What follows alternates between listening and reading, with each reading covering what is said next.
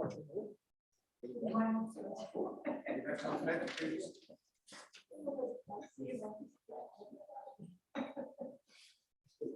think we can go live, Meta. Thanks. Yes. All right.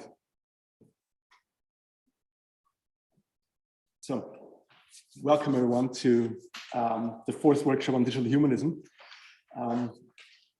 Title being Towards a Research and Innovation Roadmap. I'm not sure how to start this actually. I'm going to start with a slide that says welcome, because really this is the most amazing and most wonderful part about all of this, to have actually people in front of us who are doing these kind of presentations, for doing this workshop after 2 years of attempts to bring people together for a digital humanism workshop again in Vienna, and having established in the meantime a lecture series, having online workshops, all these things. Finally, there's people again, people in the room again that we can talk to, that we can work with, and this is really amazing. So thanks for being here. This is really great. Also, thanks for being here to everyone in the Zoom session. This is a hybrid workshop. We're going to see how this works out to basically get seamless transitions between the different speakers, to have the interaction as interactive as possible. But we're trying, and I think we have actually a good setup. When I say we, I'm speaking on behalf of the organizers of this workshop, Julia Neidhardt, who's sitting, I don't know if you can see her on the screen. Julia, please stand up, then we go here. Julia Neidhardt, Erich Prem, who's not here yet, and myself, Peter Knies. I also want to mention a couple of other people from the organization committee who made this possible. Foremost, Stephanie Vogovic, who's doing the welcoming admission in the room outside. Mite Sertkan, who's doing the technical support. Walter Palmethofer from CAIML, who's also helping with technical support and social media. And also further thanks go to Martina Trauner for tech support, and the people at the real estate and facility management of the TU Wien. While not credited on that slide, I also want to actually extend a very special thanks to Professor Hannes Werthner, who, despite being retired, is still very active in these efforts, who unremittingly engaged in all the activities of the Digital Humanism Initiative and continues to shape the vision. Thanks very much for your efforts. I'd like to particularly welcome the representative of the Rectorate, Vice Rector Kurt Matthias, is in the Zoom session. Thanks very much for being with us today. I'd like to welcome Ghezzi Kappel, Dean of Faculty of Informatics. They will both have a short welcome address in a bit after I'm done with all these technical matters, the welcoming and all these kind of things. Thanks very much. So when I'm thanking people, so let's continue with all these things. So first of all, I'd like to thank our supporters and partners. TU Informatics, this wouldn't be possible without the support of the faculty. There's many people involved. There's lots of resources going into this. We really appreciate your support in doing this. I'd like to thank the Vienna Business Agency, or City of Vienna through the Vienna Business Agency, helping us with this, funding this workshop in terms of increasing outreach of the initiative. The Austrian Federal Ministry for European and International Affairs, and also the Vienna Science and Technology Fund, the WWTF.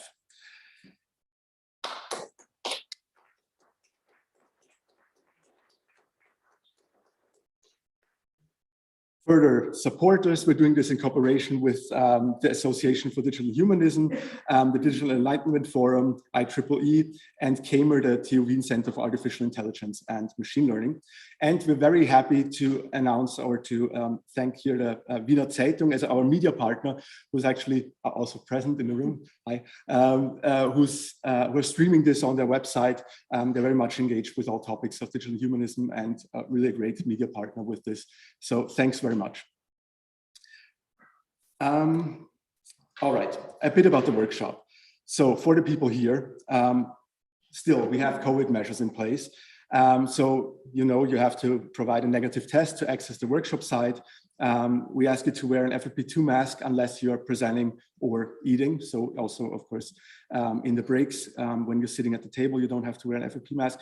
We ask you to keep distance, wash and sanitize your hands. The washrooms are down the hall, and generally be smart. I think then we can get home safely, hopefully. I want to say this because we took some effort, some years to build this community, and we don't want to lose it, basically, due to one event. So that's the reason why we have still a bit stricter measures here with regard to COVID. Since this is a hybrid workshop, how we're going to do this for the people here. If you want to ask a question or you want to make a statement, we ask you to come to this cocktail table in the front here. The microphones are on for this, so you should be heard on Zoom and in the room for this. If you want to ask a question or make a statement online, then please raise your hand in Zoom, which we will give priority over the asking questions in chat. So we'd like to have people actually say something and post their questions directly. The session chair will always coordinate the different questions. What we're also trying to do in order to make this a bit more interactive is we're during the breaks to facilitate all the social interaction that usually happens in these workshops, also with the people on Zoom. What we're going to do is we're going to do a random assignment of all the Zoom participants to 3 different breakout rooms, which are all connected to an iPad, and the iPads are on the table in the Festsaal. So when people are sitting down and chatting, you can also participate in that, and you have the, let's say, possibility of casually interacting via Zoom and with the people here.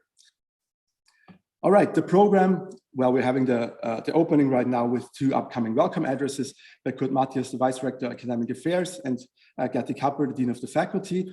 Then we're going to go directly to the first session, Digital Humanism, where do we want to go? Then we have a break, short break, coffee break, and then the second, let's say, content-wise session of this morning, an interdisciplinary challenge, a challenge for interdisciplinarity. And in the afternoon, we have contributions and research challenges sessions 1 and 2. So this goes until the evening, where we will have an evening reception also in the Festsaal. So just go out of this room and keep on going. And then you'll be in the evening reception, which is sponsored by the WWTF. Thanks very much for that, for the support here. Then tomorrow we're going to continue with a short session on initiatives, practical initiatives that are happening in Vienna, a session about teaching digital humanism, then a session about the implementation of digital humanism in practice, joining forces, so other international initiatives, how we can cooperate, what are lessons learned from others.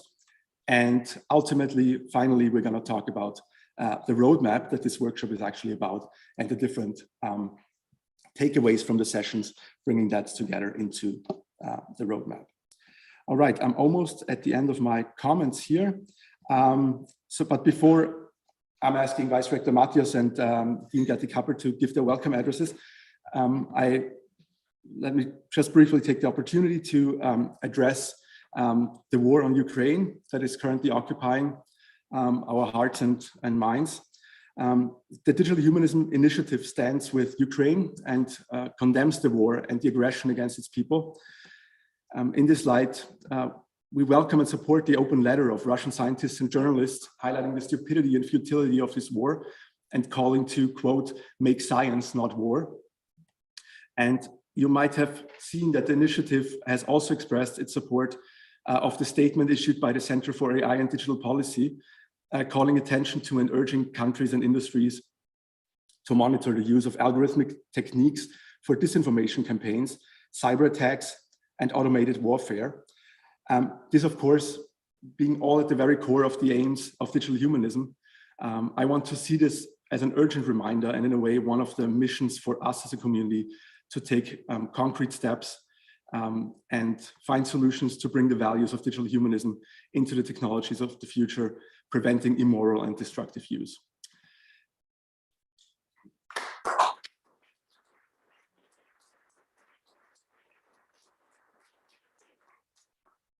Thanks very much. Now I'm asking Vice Rector Kurt Matthias to maybe give some his welcome address, and I will, for that, stop the sharing of the screen and give you the screen.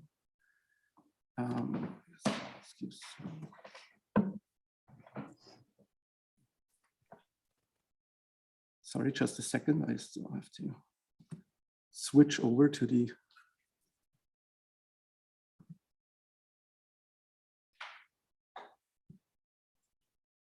other view here. All right. Oh, still in presentation mode apparently. Sorry for that. We're stuck a bit with the presentation. This is better. All right. So Vice Rector, the screen is yours. Thanks very much. Okay. Thank you very much. Also from my side, I wish you a very good morning. As Vice Rector for Academic Affairs, I would like to welcome everyone to TU Wien.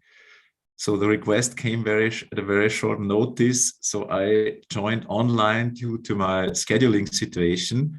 However, I'm very pleased, or I was very pleased when I was asked to open this workshop on behalf of the Rectorate, because the mission statement of TU Wien, Technology for People, also strongly expresses the intention of digital humanism. I learned that the Digital Humanism Initiative is an international collaboration seeking to build a community of scholars, policymakers, and industrial players who are focused on ensuring that technology development remains centered on human interests. In the winter semester, also a lecture on digital humanism takes place at the Faculty of Computer Science, and this year it was already the second time. And in accordance with the mission statement of TU Wien, conveying a sense of responsibility towards society is very important to me.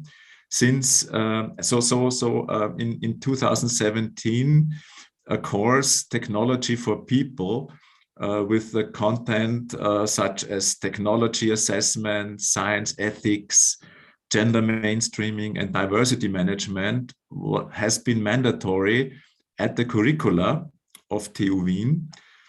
And so at the academic graduation ceremony, our graduates promise in their oath to serve science and to contribute to solving the problems of human society.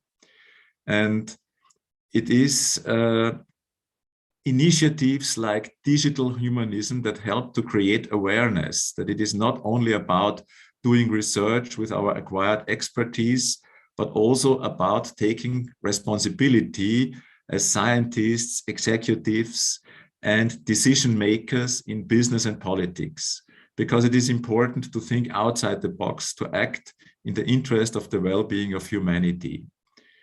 And especially in times like these, with the pandemic and now this terrible war, it is even more important to have these discussions and awareness in an environment of peace and equality. And I wish you an inspiring and exciting workshop. Thank you very much. Thank you very much, Vice Rector Matthias. I'm asking Dr. Kappel, the Dean of Informatics, now to.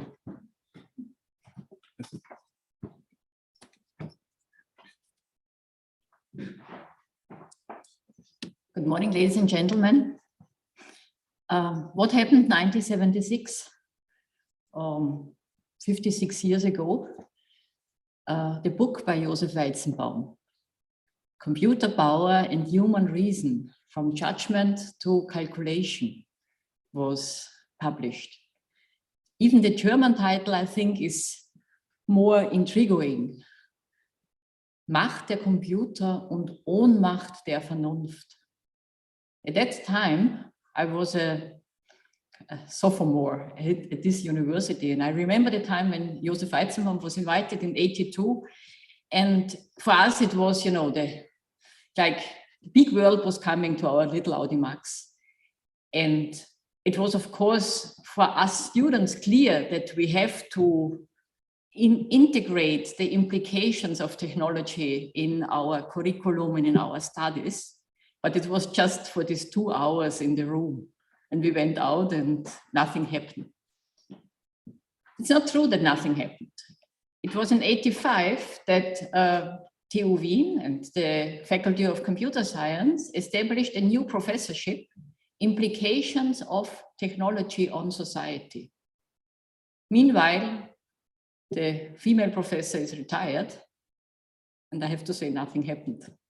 At least not a lot of things happened afterwards. It was not again announced in this direction.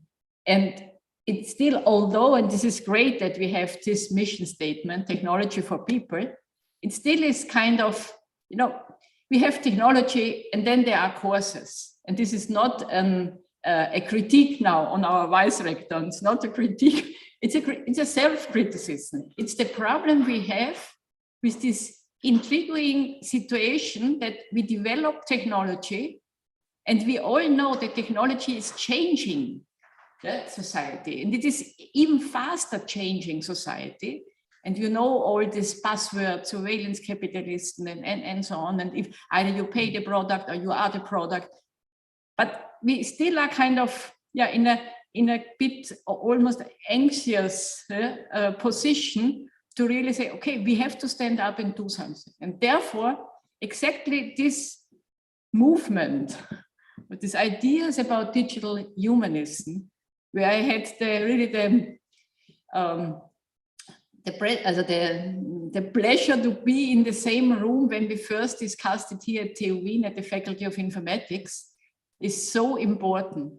And the main reason that it's so important, although we already started 56 years ago, is that it seems now that more and more people who have to say something, famous computer science professors who are famous for their technology developments, at a certain point stand up and say, but we have to be careful. And this is exactly what the movement now since almost 4 years, what the lecture series, what these workshops is kind of now the starting point for perhaps really a change in how we teach, how we do research, and to make the world for the better. So thank you very much that you are here. Thank you for all the work. And as far as I can do, I will further support as a Dean of the Faculty of Informatics, this very important for the whole society, very important topics. Thank you.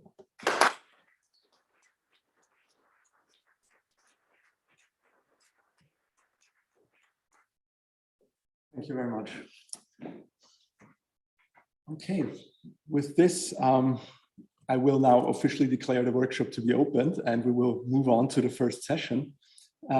Thanks again very much for the speeches, for everyone present, paying attention to these important words, I think. And let me just go back. Now I have to do the switch to where we were before.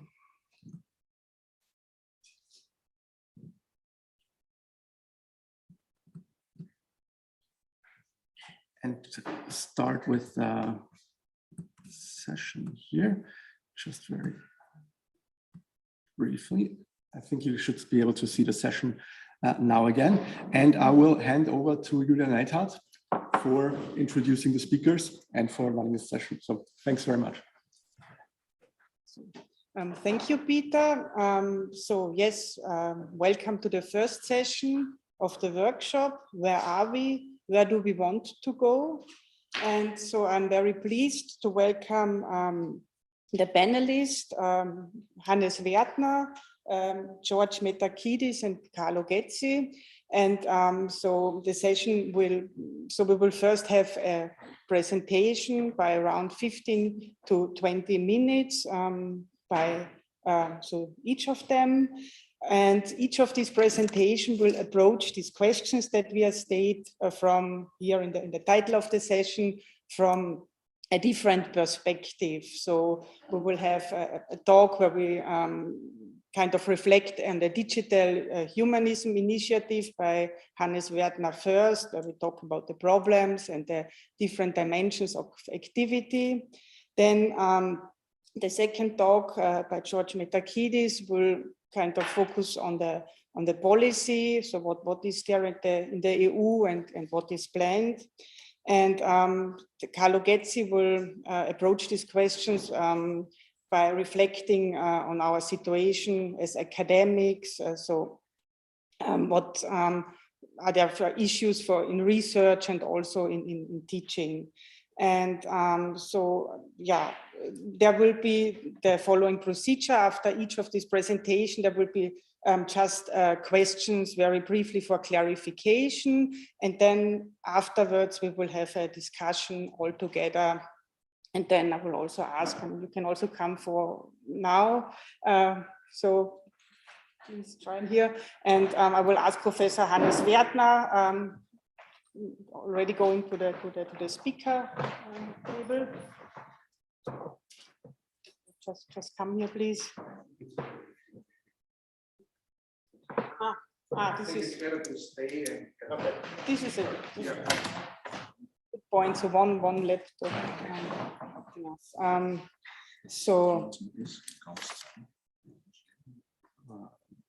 That's the presentation. So while they are setting up, I mean, let me briefly introduce Hannes Werthner, although I guess you know him. So he's the former dean of the Faculty of Informatics, professor for e-commerce. He's doing research in the areas e-tourism, e-commerce, recommender systems. However, he has always been starting new things besides research. So, for example, the Informatics Innovation Center, or the initiative that we will also hear about tomorrow in the morning for supporting refugees. So welcome to Code. And also, so although he is retired since 1.5 years, he is still kind of the driving force here in this digital humanism initiative at TU Wien, and he will tell us about it. Thank you. Thank you, Julia, for the introduction. I'm happy to be here, and I really welcome you all, our national and international friends, physically and online in the hybrid event. And I would like to thank you for your cooperation in these 3 years, because it was essential, your contribution to the initiatives. It was from the early beginning that it was clear that it has to bridge or to cross two things. It has to be across different disciplines, and it has to be across national borders. And I think I want to thank you for that and for supporting this initiative. I want to thank the organizers of these workshops. Despite all the difficulties you had and all the problems with Corona and so on, I think you made a great job, and thank you for that. And before starting, I really want to thank Gertrude Kappel as the current dean of the faculty, and for supporting this initiative, and also for your understanding. And this I heard from Carlo previously. Sorry, Carlo, did I use this quote?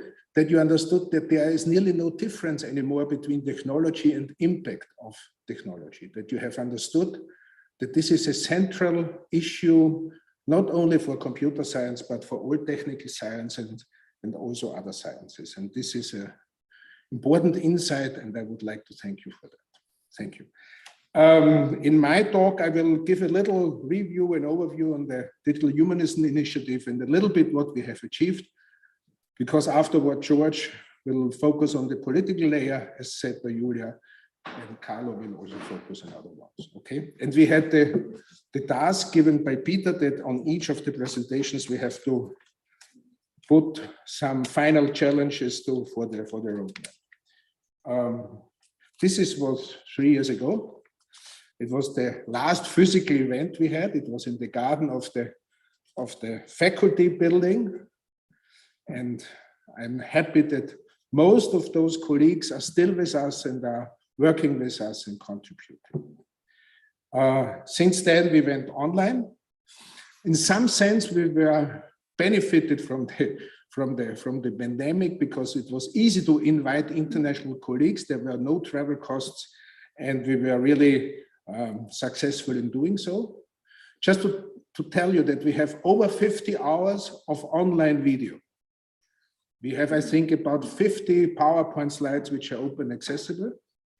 And we are currently working on a project where we want to semantically annotate all those videos so they can be searchable on the web. So this is a work we are doing together. And this is also a sign of international cooperation, because the Library of the University of Hanover is doing this without asking money for us. They just say, okay, give us the material and we are doing this work for you, and it then is available. Where are we? I think it's obvious that we have this issue of this digital transformation with all the impact.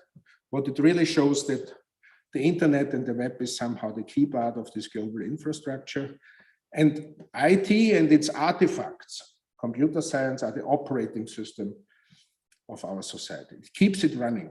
You cannot imagine to put it away. And one issue is really, when you look here at the pandemic, it shows the power, but also the limitations. The limitations are essentially, at least from my point of view, the social and the organizational embeddedness.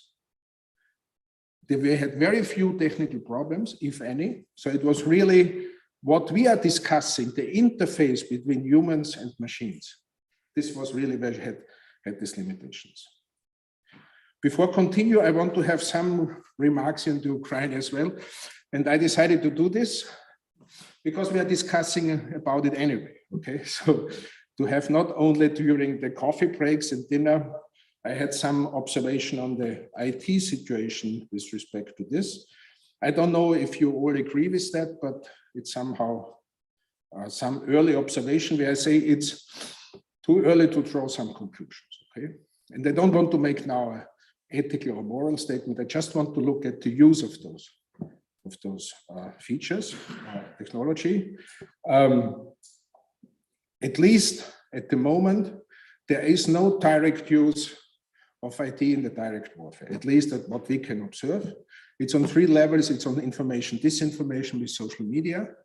It's on cyber attacks, where we know some of them, but not many. And it's, let's say, a feature of a cyber attack that you don't know it. And it's from both sides. And it's on, let's say, social media and their impact and their use, okay? And at least up to now, what it seems is that the social media use is really somehow empowering the Ukrainian and, let's say, the Western side. It's really well used. It's really amplifying. You see also the direct impact of the video of the Prime Minister of Ukraine, where he asking for EU candidate status, and the Commission and the Parliament immediately reacted, which wouldn't have been possible 1 week ago. Whether this is politically makes sense or not, I'm not going to ask this question. I just want to show the power of social media with respect to that. You see the power of Twitter with donation campaigns immediately working very well. We had, all of you received several support letters. We also did this via email. Interesting is that the platforms largely did what Western governments asked them, either by blocking specific comments by the Russian side, or as somehow banning specific accounts. And from a layer above that, it's like a return of the primacy of politics. Because we always had the discussion in this digital humanism where we somehow stated, okay, there is an automatism in this technology development and the platforms, and here we see politics can interfere and can restrict it, okay? Interestingly, ICANN, which is a non-governmental organization responsible for assigning names and addresses, did not accept the letter from where they were asked to ban Russia from the internet. Okay, it's interesting that the private companies reacted, whereas the, let's say, the non-governmental organization was somehow rejected. I'm not going to let's say, qualify these statements. I just want to make observation. I think it's very interesting for us to observe this development, and we should invite somebody having more insight on that to our DCOM lectures in the next days or the next weeks. Some comments on informatics. I just want to give a background. Why is this informatics so important? Okay, it's broad and foundational. This is paradigms, with its approaches, with its tools. It's both, and this is, I think, really important, science and engineering. We are analyzing and building. And there's one thing, our artifacts have no physical constraints. This is similar to art, where you also build new artifacts without any physical constraints. We have logical constraints. We have constraints by our head, by the principles, but no physical constraints, in contrary to other engineering sciences. Informatics, this I have from Enrico in the initiative of Informatics Europe, is that informatics acts as subject. So we do informatics on ourselves, research and teaching, but there's also informatics in subject, where our tools, our principles, our approaches are used in other sciences as well as in application domains. This is the reason I like the quote from Kirsten Neidhardt, who is a Turing Prize winner. He developed the first object-oriented computer language similar in the 70s. It was on object orientation simulation approaches. So many of the simulations you see today in Austria by the Complexity Science Hub or by Popper are based on Neidhardt's work. Okay, so you see a long history of scientific traditions. And he say informatics is the science which has to deal with information processes, not only in artifacts, computers, but also in society and nature. And this is a very clever definition he already had 40 years ago, because you see it informatics with its algorithmic approaches also in other sciences and in understanding. From a technical point of view, systems consist of a stack of layers of different pieces, hardware and software, where virtualization means increasingly tasks and features, functions are delegated to software because it's cheaper, it's easier to change them. On the other side, this means everything where you have a software on it becomes a computer. And this is the real power. If you look at IoT, Internet of Things, and you look at the worldwide distribution of that, you see that there are computers, and the computer is not only standalone, it's a network computer. And this somehow tells you the power of what we are doing. And because of that, you cannot distinguish between technology and its impact. The web, I just very shortly do it, because it really shows that we have gone from a vision of freedom and democracy to something which is highly monopolized, where it's coming a little bit, you know, the article, the paper by Moshe Vadi, the hippie destroyed the internet, is the vision of free information sharing. And the issue was how to sustain, how to monetize this infrastructure. And the solution was advertising-based business model. Google were close to, were not very successful, then they changed to that. But with advertising with three important extensions in difference to newspapers. And this is the reason newspapers have real problem. They can't be personalized one-to-one. Newspapers can't do that. Mass media can do that. Bezos understood that. He wanted shop for each person alone. You had recommendations. You need recommendations if you have this mass of products and objects. With Amazon store, you need recommendation. And you need this engagement factor. This is what Hogan expressed very well and showed with Facebook. Engagement increases click rates. Click rates increases return on the money side, okay? So these were extensions to the classical advertising business model. And it's not free for us, you know, this that we pay with our data. In essence, we pay with our data. We changed from a citizen to a consumer. In the early vision, we were citizens. Now we are consumers in the web. This is something very well described by Alison Stanger in a paper in the communication of the ACM. But even more, we are not only user, we are the product, okay? It's our data. And we are the producers, we are the workers. Because we produce our data and we produce what is sold. So it's something like an economic perpetuum mobile, nearly, okay? So by having it, we are really producing it. So it's really something, the individual freedom, and this is very well shown also by Bertrand Russell in his, Stuart Russell, that we change our behavior. So what we see, what we do, is in essence defined by a similarity matrix of recommendation engines. It's not our free will, so it's a fiction of it, okay? It's really, we have this freedom, but it's a vision in the fiction of freedom. We have two sides. We have on one side where really technology contributes to solve problems, to keep the system running. And you cannot imagine anymore, the platforms are social good. I'm against it, we ban them. We have to use them. The issue is how they are controlled and how they're made. But this is part of our societal richness we have. It's something what mankind has achieved, at least from an infrastructural point of view. And on the other side, we have these different problem domains, dimensions, which are always issues of digital humanism. Digital humanism is not AI and humans. It's not AI and human decision making. By the way, sometimes I want that machines decide and not me, okay?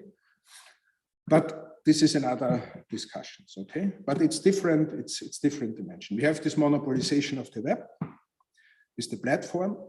It's a new economic organizational form of cooperation. And they are the winners of the pandemic, you know that. And they are investing, whereas traditional economy has major problems. We have this issue of sovereignty of states.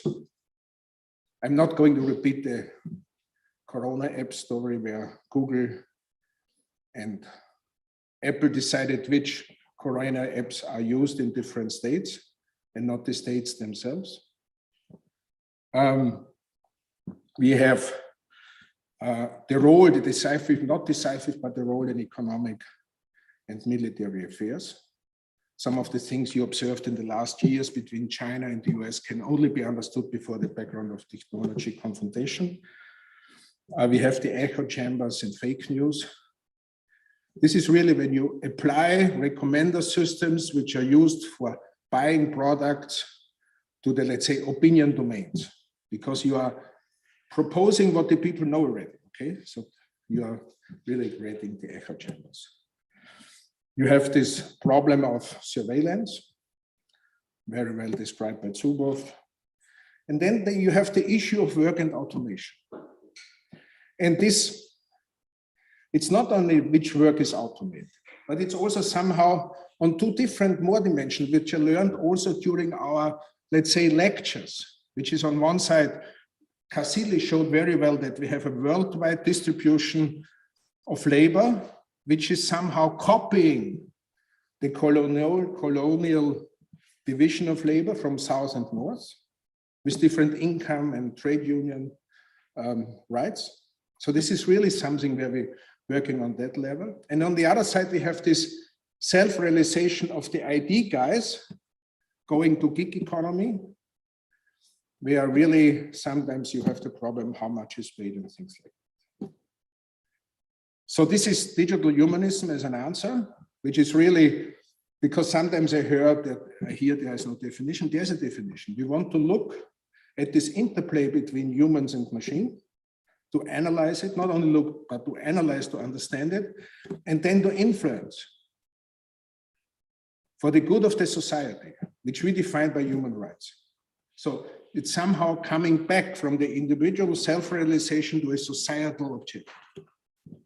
This is a complex process, a socio-economic technical process. It's not just technical, it's not just social, it's not only economic, it's a mixture of that.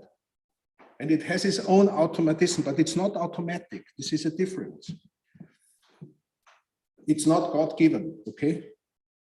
It's something you can interfere. And on the other side, Ukrainian conflict shows that policy can interfere with it. And also European initiatives show that we can do it. I'm not going to repeat this, you know this, that it's an answer that we can design technologies as long as our needs. It's also call for rational approaches and including Enlightenment. This is the reason we are cooperating with Digital Enlightenment, where George is the president. And we are referring also to the work of Julia Nieder-Rimmelin and Dalia Weidenfeld on their book on digital humanism. On the other side, I see digital humanism as a rational answer, as an answer of enlightenment to the everything goes paradigm, the self-referentiality in the web. Is an answer that there is a common objective. And in some sense, you could discuss here whether this is a turn away for postmodern theory, okay? There are not many truths, okay? There is a rational approach to that. You know this manifesto, you all know it. I'm not going to do it, it's to repeat it, but what I really want to make, and I want to thank those who participated in the workshop 3 years ago, it's well formulated and it's still valid. I would not delete one line of that. It's 3 years old document and it's everything what we said, this foresight became true and it showed that it's still a valid statement. So after the workshop we had, it's translated to 7, now 8 languages. We even have Catalan in the future. We have in the Austrian and the Viennese government program, at least the word digital humanism can be found. We have the Boisdorf Declaration of Austrian, Czech, and Slovakian foreign ministers to support digital humanism. We have research programs. But what is more important than those things is that we were able to keep our cooperation and to create an intellectual core. Because if this does not exist, all the other things will go away. Then therefore nothing, okay? Money is important, but it's not everything. It's more important that we keep our cooperation and we keep our intellectual input. And this is based on international cooperation. Things are changing. We are not alone. There are many different initiatives. I'm not going to mention them here. And we are changing also on a political level. George will speak about that on the European layer. We have in the US several initiatives. But one thing is important. With respect to these different initiatives, digital humanism is something like the parenthesis. It's a cover. It's covering all the other things. It's broader. It's not only AI and humans. It's not only privacy and surveillance. It's not only work and work situation.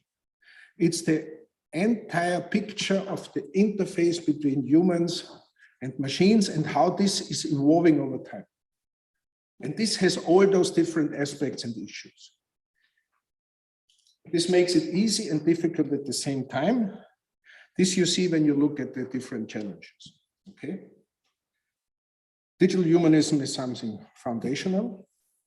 It could serve as a European way between US and China. I'm questioning now whether this is still true. We were thinking of a multipolar world, but now it's more and more becoming a bipolar world. Whether this is good for Europe, I doubt.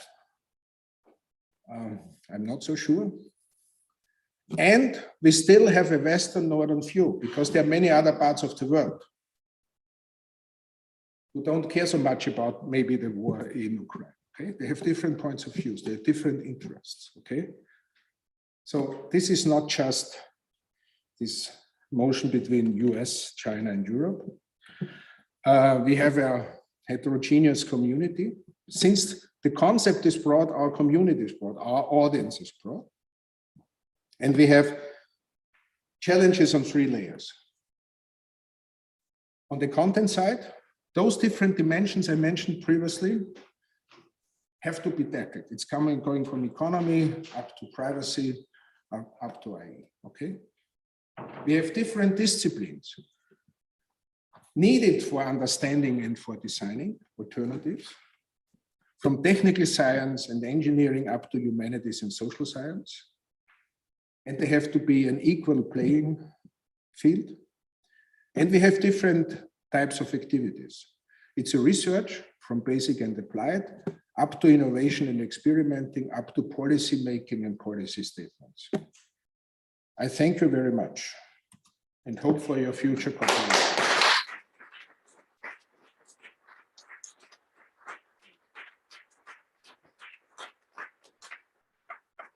Yeah, thanks a lot. So is there a brief question for clarification? Either in the chat, I do not see, or here, otherwise, so I would ask the next speaker, and we will have the discussion later. So George Metakides, please come to the speaker table. Okay, there was, I see Peter Micho raises his hand. Yes, so can you state your question, please?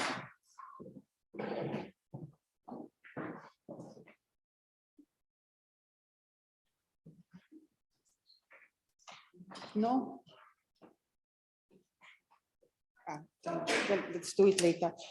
So the second speaker, so I'm also very pleased that he is here with us on site in Vienna. He also kind of does not need the introduction because he has been active in the DICOM initiative for the last years now.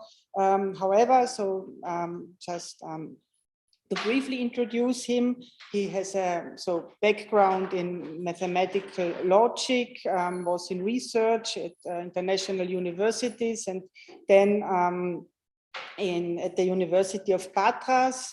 However, he also was for several years, so kind of in the different European institutions, responsible for policy making. So for research development policy, for funding and international cooperations, then so where is he still interested in these topics? Currently, he is visiting professor at the University of Southampton and president of the Digital Enlightenment Forum. Yeah, and we are looking forward to your talk now. European research and development and policy. Thank you. And you could also have added that, like Hannes, I'm retired but still alive. And, no, I did not say this. First of all, I think for me, this is the first time I'm in a physical event since the pandemic started. And I think that I speak for many of us here in thanking the organizers for giving us this opportunity. It's a sign of optimism in a period where there are all these other signs that are happening in our neighborhood that point in another direction. The first point I would like to make is that technology development and policy development no longer have the luxury of happening disjointly. As the Dean pointed out, the speed of development is such that waiting for technologies to be developed and then, sitting back and saying, now, find a way to make some rules. This doesn't work. So technology and policy development have to go hand in hand. They have to be dovetailed. They have to go in tandem. These are two rubrics from the Vienna Manifesto, and I agree with Hannes that I wouldn't change a word, even if I was given the opportunity to do so. The first says that we must shape technologies in accordance with human values and needs instead of allowing technologies to shape humans. And then in another rubric, it says that effective regulations, rules, and laws based on a broad public discourse must be established. So if we take this as something we agree upon, then it follows that we, as digital humanism participants, must proactively help shape some of those policies as they're being shaped. For example, these are just 3 of European policies that are now on the table. There are others. I just chose these 3 because they were discussed in digital humanism events. And if you think about it, first of all, the Digital Market Act together with the Digital Services Act, I will not go through the, let's say, bureaucratic glory that is underneath. In essence, what is being tried to be developed is a policy tool for curtailing and eventually controlling the power of the tech oligarchs. This is the political aim of this. And you can look, by the way, this is close to decision. It's now in the so-called trilogue. It's between the European Parliament and the European Council. We have had a discussion on this at the Digital Humanism event, but imagine how much more effective we could have been if, for example, I don't know, Moshe Vardi's insights on the web oligarchs were communicated effectively with those shaping policy at an earlier stage. The Data Act, this was also presented to us by the responsible director of the European Commission. What it does is to look forward to the IoT situation, where there will be all this data generated by machines. So not personal data, but data generated by machines. And the Data Act says, to make it simple, that if you buy a smart washing machine, you do not have to be committed, restrained that the data from this machine goes to the manufacturer. It can go to a, I don't know, service provider of your choice. So it gives the control of the data to the people rather than to those that created the machine that in turn creates the data. And the AI Act, this is at the earlier stage. Discussions are still going on. And the idea is it's close to the spirit of what was said before, that the impact of some of the applications is such that fundamental rights of users can be protected. And for the first time, and I want to stress that because the digital humanism community extends to both sides of the Atlantic. It's the first time that the effort is joined with the United States. There is the European Union, United States Trade and Technology Commission working group trying to bring these policies together. This is a first.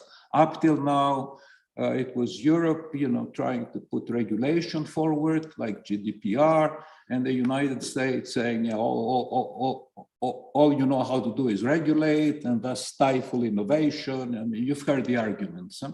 This is changing. This is changing, and I think digital humanism having this communication channels between the two sides of the Atlantic can help in that. And finally, imagine if Melanie's insights on AI that we listened to very recently, if those were fed into the process at an earlier stage.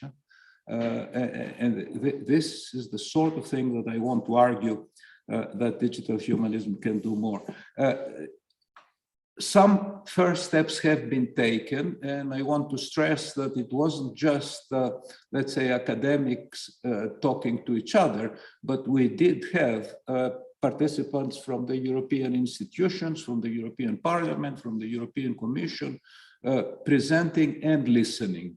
And then many of us have made sure that they were sent, for example, Melanie's talk recently, or Moshe Vardi's Logic talk, which the second part, I sent it to many of those that are now in the position of power to shape policy, but perhaps we can do that more systematically.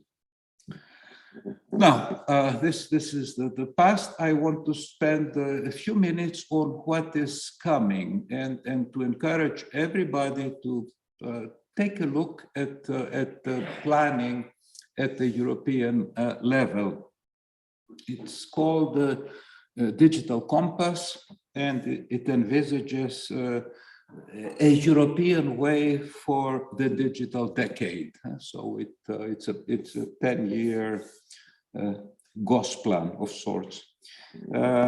And the vision for 2030 is to empower people and businesses to seize a human-centered, resilient, sustainable, and prosperous digital future in a global context. That's the party line. What's behind it is a set of goals for the first time with metrics to be measured. The four axes of activities are infrastructures, connectivity, data, edge and cloud computing, take up in business,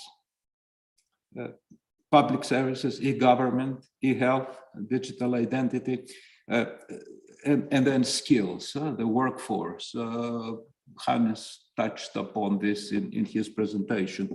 What I want to stress is that these are now fairly explicit and with numbers next to them. They're numerical goals, and without going into detail, you can, and I encourage you to do so, to look at them and see what sense does it make. The idea is to reach these goals by 2030. And what digital humanism can contribute is, first of all, to suggest ways of reaching these goals, or to amend the goals themselves. And this is all very much fluid at the moment. There's the question of how do you monitor this? I mean, it's fine to put numerical goals, but then how do you monitor them? And the idea is to monitor them with DESI. I will show you what DESI is in a moment. And to have a traffic light method. Traffic light, not in the sense of the recent German coalition. It's traffic light in the old sense. Okay, it's kind of green if a country is doing well, yellow if it's red if it's not doing well. And the idea is to use the 20% of the resilience fund to try and achieve those goals. DESI, the Digital Economy and Society Index, has been around for almost a decade, and it's to be used as the tool for measuring progress as these policies develop. And this includes all the other policies I mentioned at the beginning. Austria, where is Austria in this? Austria is not bad. It's It's above the European average. The Scandinavian countries are of course at the top. My own country, Greece, is where is it? It takes the bronze medal, but from the bottom. So it has room for improvement in achieving the new goals. So one additional new feature is that for the first time it is envisaged to have some coalitions of the willing. In other words, to have some projects, not necessarily with all 27 countries participating, but with some. Of course, the project has to remain open for others to join. And I want to, for example, mention the quantum infrastructure and a network of cybersecurity centers. The idea there is to have a group of countries for a start, make a coalition, jointly fund the development of dual technologies. Dual technologies meaning technologies that have also defense applications that can pool much of the research. Something that has been absent from European programs till now, and which, as you know, is quite different situation in the United States. And I think that this is something that digital humanism can make a contribution to. Finally, that's another rubric from the manifesto. It says the quest is for enlightenment and humanism.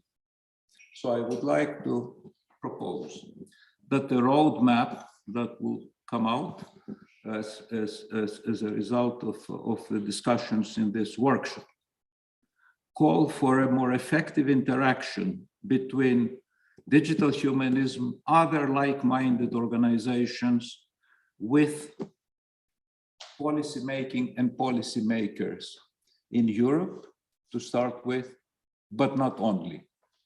And when I say a more effective, I mean early input, like the one I gave as an example, with Melanie and Moshe. This, of course, can be done both individually and collectively. Some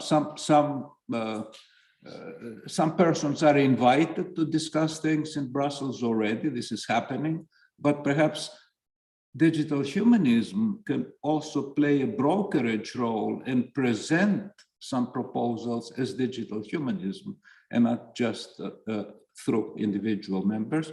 This calls for some coordination issues. Someone has to take a look and talk to some people and perhaps also coordinate across the Atlantic and eventually beyond. And I want to give a concrete example. There is now an international outreach for human-centric artificial intelligence initiative. And Hannes and I were discussing that a few days ago, and we're looking at ways of having digital humanism institutionally become a part of that, representing a community of academics on both sides of the ocean. And finally, I believe that none of this will lead us anywhere if it doesn't take into account the broader political and geopolitical context. These technologies have such enormous impact that if we ignore the political and geopolitical context, then we're not doing our job, we're not being responsible. Plus, this tragic events in Ukraine demonstrate amply that it's not just international treaties that come under pressure, it's democracy that comes under pressure, humanism that comes under pressure. And unless we, as digital humanism. Europe as a half-united European Union makes an abrupt transition from a far too long adolescence to an adulthood that enables it to speak with one voice and to defend and preserve democracy and humanism, then many of our efforts will not succeed. So let's try to put into the roadmap this broader context as well. And then the first steps will show the way for the next ones. Okay, I stop here.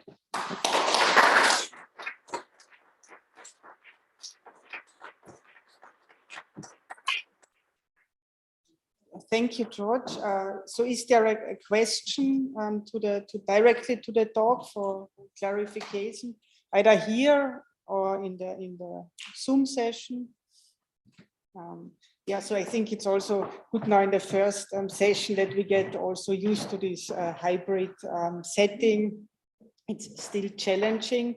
However, so there seems to be no question right now. So then I ask the third speaker now to the speaking table, Carlo Ghezzi, so that I mention it now. He's also emeritus professor at the Politecnico di Milano. He has a background in computer science. His work, his research is very well recognized internationally. So he's ACM fellow, IEEE fellow, but also a member of the Italian Academy of Sciences. Then he is also very well known in the community because he was a president of Informatics Europe. And so currently one of his main interests is also to dedicate his focus on ethical implications of research in computer science, and he's currently chairing the ethics committee at the Politecnico di Milano. So, please. Okay, so welcome to this session of retired but active speakers. So good morning to all of you, and all of you who are here and all the ones who are remote. It is such a joy, to see people and speak to real people in presence. After 2 years of COVID, which could have had a very regressive effect of locking us inside, our little spaces, which is, what digital humanism tries to fight against, but it didn't succeed. And it didn't succeed also because of our technologies, which helped us being connected anyway. So luckily we are here today, and so it's a very special day for me. But of course, the joy of being physical, as everybody was mentioning before me, is, saddened by what is happening in the world today. And, and the background of these slides, they want to give a, remind us, what's happening in Ukraine. And, and what's happening in Ukraine for all of us, in particular, for all of us who believe in digital humanism and humanism in general, is really affecting us. So I think that, today we are all Ukrainians in, all of us who participate in this seminar. Hannes was giving us some optimistic words about, the lessons that we may, we may get from what's happening regarding the Ukrainian situation today. I'm perhaps a little bit more cautious that he has been. I'm still, unclear to me, whether, what's happening finally is showing that our technology is playing a positive effect there. We'll see. And I really hope that he's right in what he said. Okay, so in my presentation, what I want to do is to give you my view of what happened and my personal view of what we need to do. Of course, it's my very personal and initial view of that. And I think that the purpose of this meeting is exactly to look into what we have to do. So, everything, let me say that, I personally, I am very happy and kind of surprised of how much we have done since everything started. So everything started, at least from my recollection, is some, chats that we had in a meeting of an advisory board for the CS department of TU Wien in 2018. So we started discussing these issues and we started saying we have to do something. And then, in April 2019, we had the workshop and the manifesto. And since then, 28, if I'm right, if I made the right calculations, 28 online events, lecture series, workshops. And in January 2022, we came out with this book, in which many of us and perhaps many of the people who are online participated. And what is amazing is that the book, this figures is from a couple of days ago, 102K downloads. So what it shows is that there's a need, for discussing these issues. It was not just, an idea that, a few people had in 2018. So it's a burning, there's burning questions that are coming out from the community, which need to have a place for discussion and a place for planning actions, which is what we're here for today. So how and why? As I said, so I think that, we recognize that this is crucial for our future as humans, that traditional approaches in isolation don't work. We all come from isolated approaches, and we realize that it's only by a joint effort that we can do something.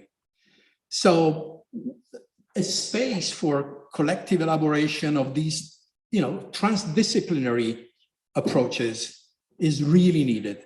And this is what, I think,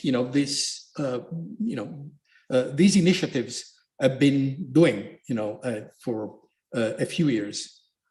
But of course, everything, is nice. We can all believe in that, but it doesn't fly without people.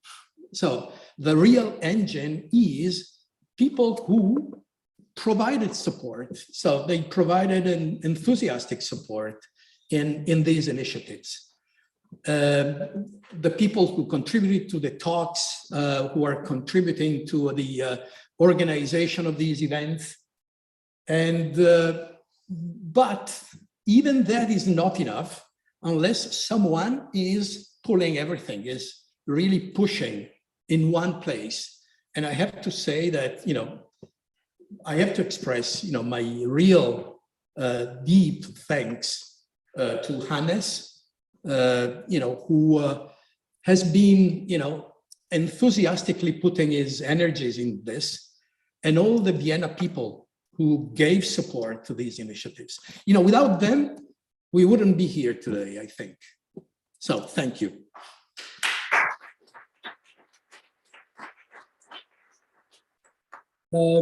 So looking forward, from the online version of the book, we read this. Digital humanism is young. It has evolved from an unease about the consequences of digitalized world for human beings into an internationally connected community that aims at developing concepts to provide a positive and constructive response. So we have the community now, and I think that we are now at the stage in which we have to start being more concrete and so providing these positive and constructive responses. So this is the what I believe that we are doing these 2 days and from now on.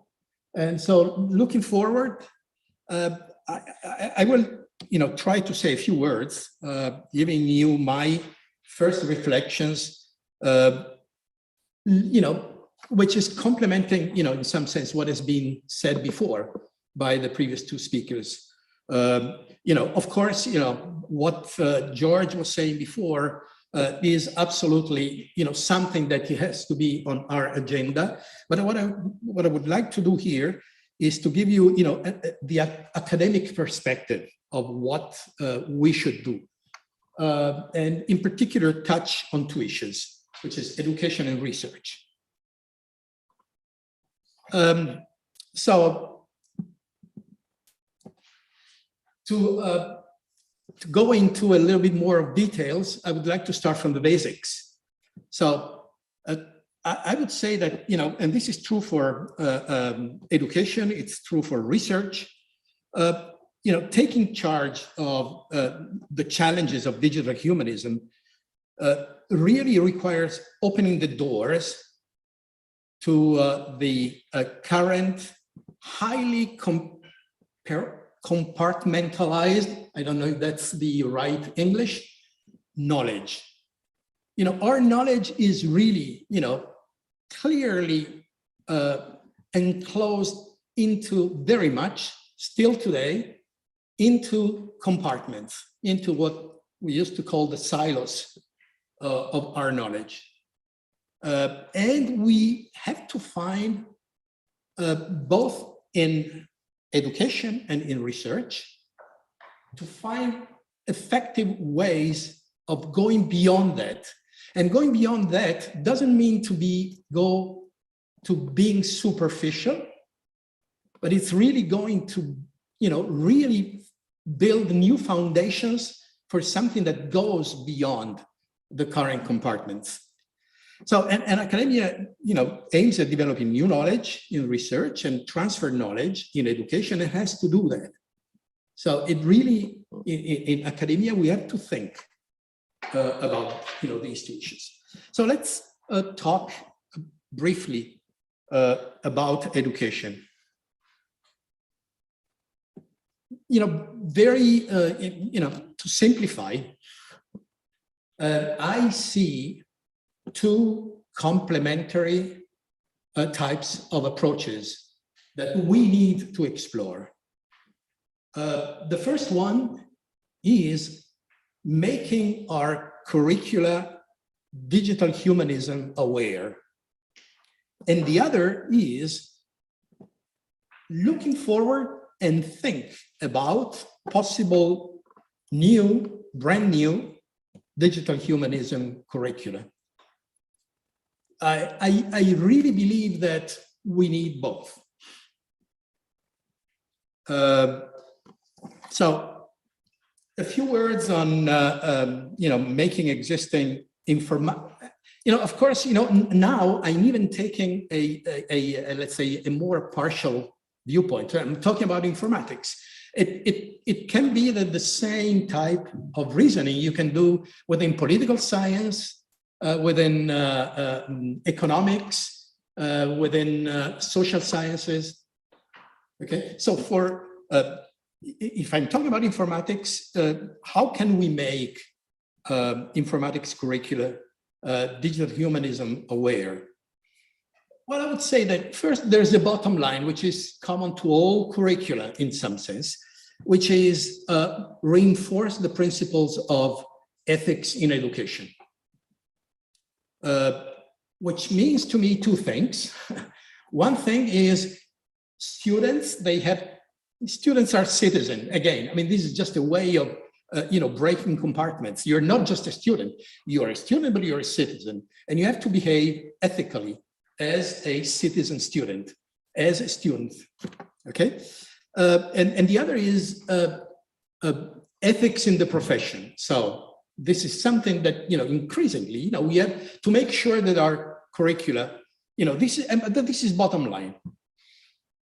Then, I think that if we should allow for more freedom to our students to open windows by introducing and suggesting to our students that they should also take courses. They're allowed to, and they are also encouraged to take also courses in humanities and social sciences. But most important, I would say, is that we have to find living simulations of what it means to be open to different viewpoints coming from different cultures. In universities, we have the unique opportunities to have students from different areas. I would really like to see more in the future, living labs where students from different, curricula, different backgrounds, not only students, but mentors, of course, from different backgrounds, they meet together and they do projects in which, the different viewpoints are in place, where you not only think about developing a project, but thinking about the use of what your project is producing. So that is what I think that, it would make an informatics curriculum, digital humanism aware. Then, of course, develop a brand new digital humanism curricula. We have been discussing this also in our internal discussions and workshops. And I think that, this is one of the issues that is on the table. I still believe that, perhaps, and this is, I have to say, this is my humble viewpoint at this stage. I think it's perhaps a little bit premature. I really still don't know, what are the pillars that should be, at the foundations of a brand new curriculum that really addresses all these issues. The other question is, should be undergraduate, should be graduate? These are discussions. So I think that it's important to discuss about this. I have personally, I don't have, many good ideas on how to approach this. I have more ideas on the previous topic that I mentioned before, but definitely this is something that we have to do. Then research. And again, I'm just giving you, starting from my angle in informatics. Again, I see two important directions here. One is what I would call digital humanism informed research, and the other, which is digital humanism inspired research. So what is digital humanism informed research? Well, again, it means that whenever I'm doing research on most of the topics that we deal with today in our area, I cannot ignore that this technology is most likely to have an effect on society. And I have to anticipate thinking about that while I am doing research. Because otherwise, thinking about the global effects of what we are doing afterwards is too late. And I can give, of course, we all know this, and I'm not giving you examples, but there's many that I would give you, in, recommender systems, in, whatever you do in AI, image recognition. I mean, all these areas, they open a can of worms, in terms of, possible things that may happen afterwards. A digital humanism inspired research instead is research which comes out of questions that are at the root of digital humanism.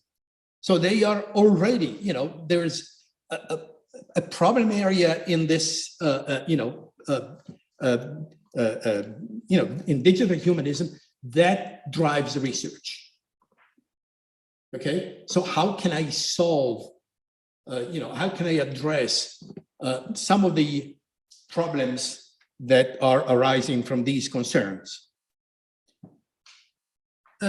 So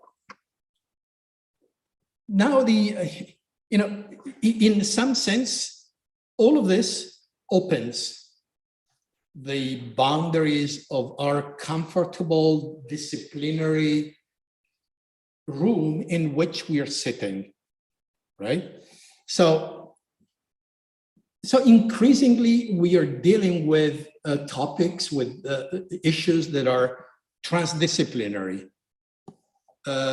So, we can even have, a research that starts with transdisciplinary goals to be addressed. Okay, so not only, starts from our discipline, it starts by putting together transdisciplinary contributions. So, and again, this transdisciplinary research, which is becoming more and more important today, can be digital humanism informed or digital humanism inspired.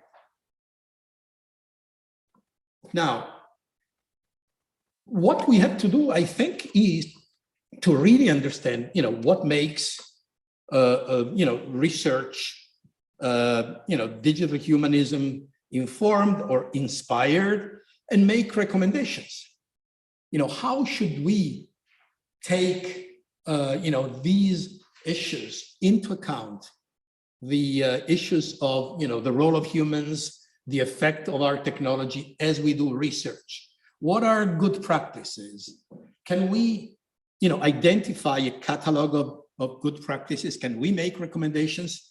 Can we identify a portfolio of research that we could label as digital humanism inspired, as inspired from our, set of global goals?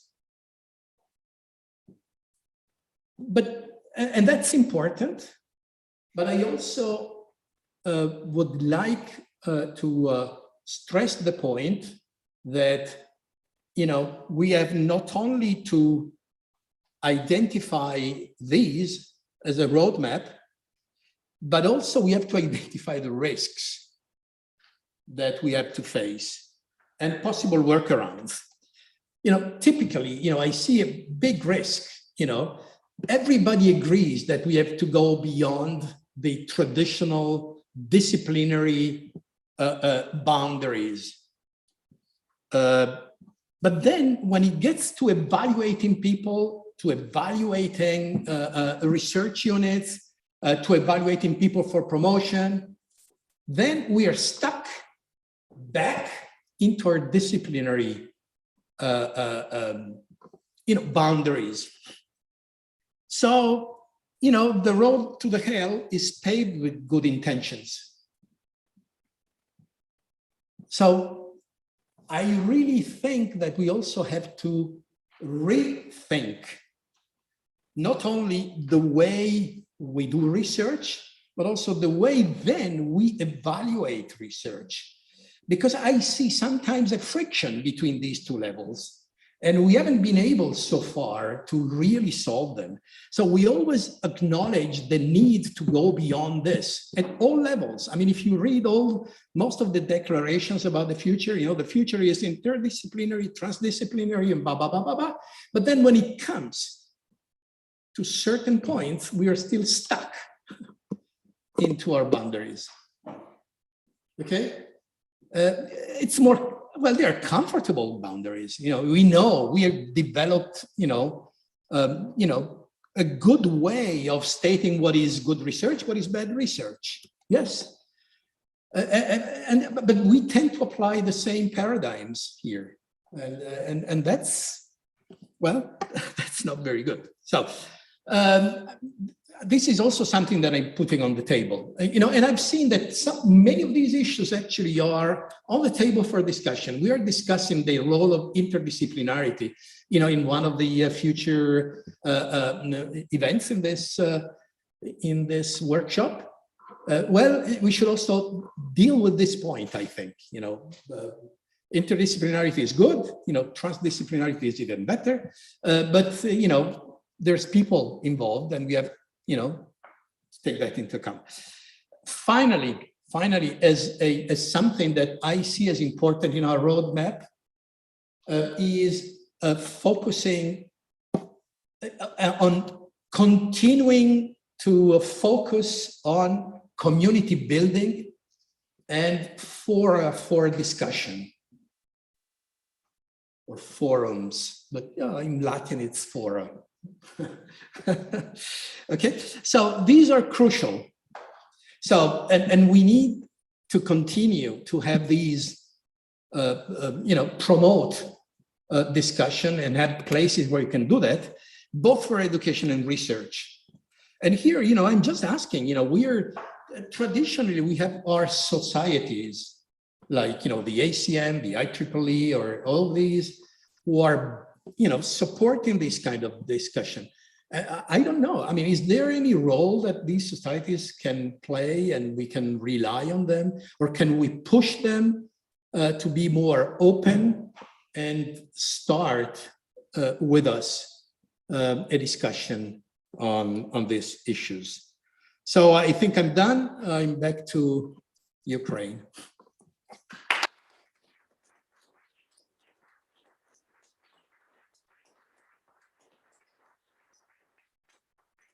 So thank you for your talk. So now I would ask the panelists to come to the front. I mean, so we started 15 minutes late, so we have 20 minutes around for discussion. So please come. There was a lot of different topics raised, a lot of different issues. The discussion already started. And yes, please come to the cocktail table on the front of Ms. Polter, Peter, so that we can also include the discussion into the Zoom session. All these nice names. I have a question. Well, I have several questions. But those who don't know me, I'm Sally Wyatt from Maastricht University. And I suppose there's two main comments. I mean, I think what Carlo was saying was really interesting. But I think it's also good to think about it from the other side. You were talking largely about education for informatics students, but I think we also need to think about education for social science and humanities students, and what do they need to know about the digital. So we started a new bachelor program 2.5 years ago. I mean, like all students, these students have had a really tough time. And it's a bachelor in digital society, we call it.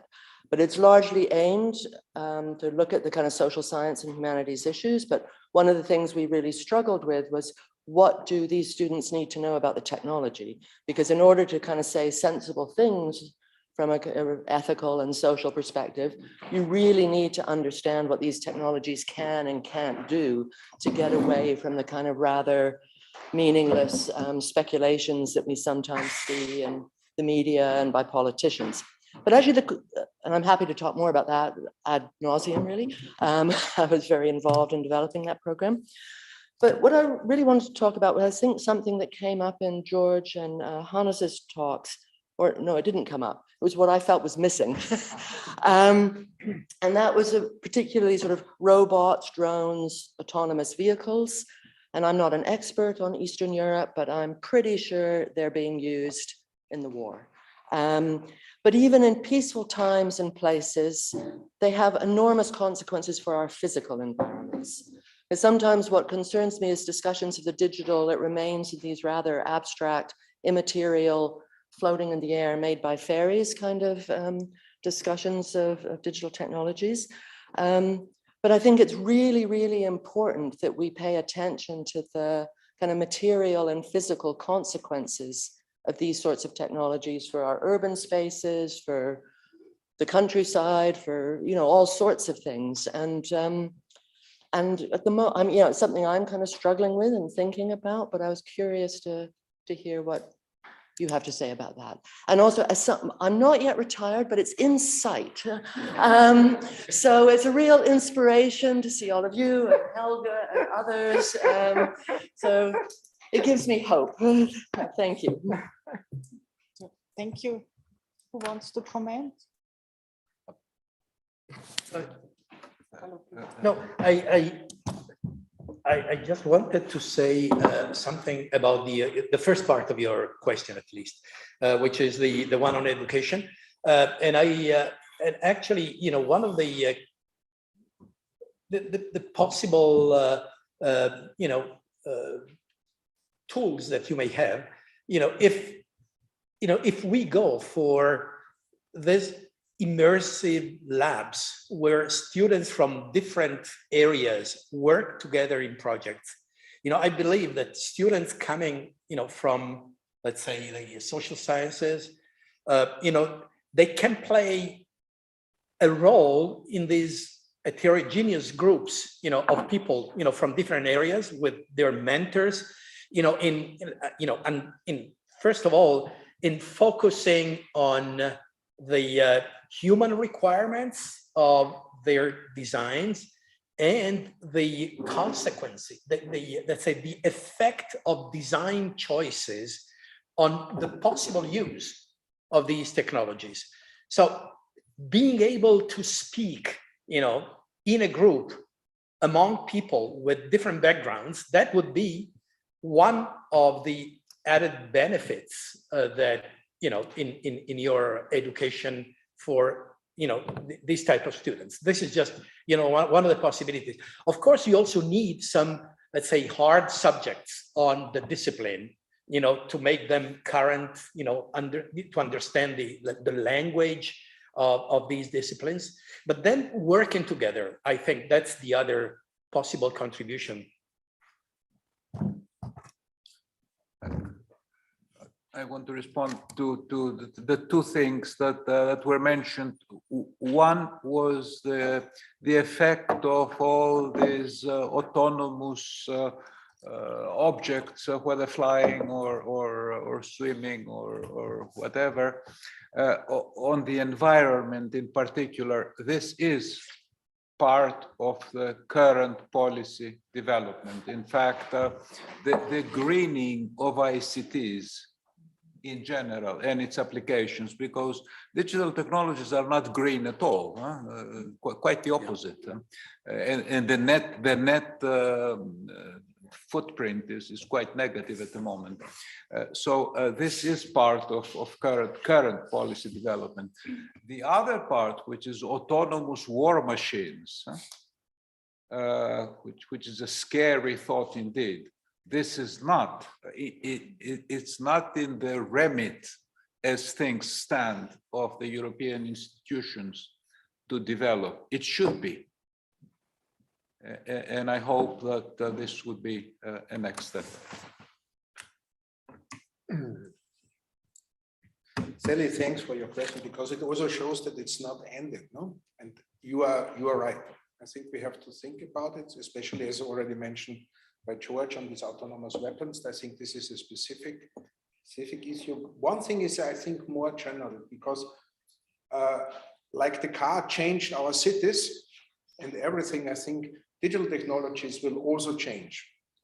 our living, our physical environment, psychological environment. And I had some examples in that presentation, which I skipped due to the limited time, where I already showed how digital technologies, very simple one, changed our physical environment. I think this is an important issue.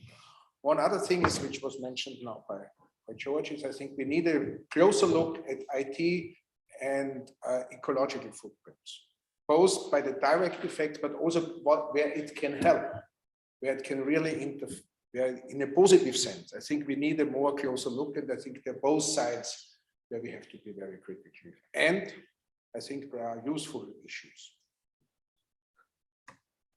So thank you. So now we will take the question by Helga Nowotny, and then we have also some input from the chat, which I will take into consideration. Yeah.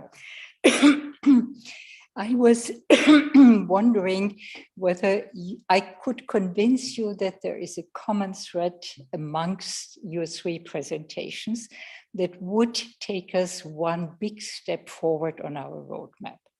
And I begin with Carlo's very thoughtful plea for changing the curricula, for changing the way how we do research, but how can we move this to the European level? And how can we get digital humanism as the cross-cutting theme into all of it? Europe faces a lack of well-educated humanistic engineers, whatever you may call them. Some people speak about green transitioners, linking on to the green transitions. Others speak about, the lack of workforce, the skill part, but the skill part is only one very small segment of it, because you can teach skills, but this is very far away from what we have been talking about. So I'm wondering whether we could not seize the moment now and come up with a proposal that at European level, we need a new way of bringing in digital humanism into the curricula of all the people we need to train. And as Sally rightly mentioned, you also have to think about the social sciences and humanities. What is it they need to know, and vice versa.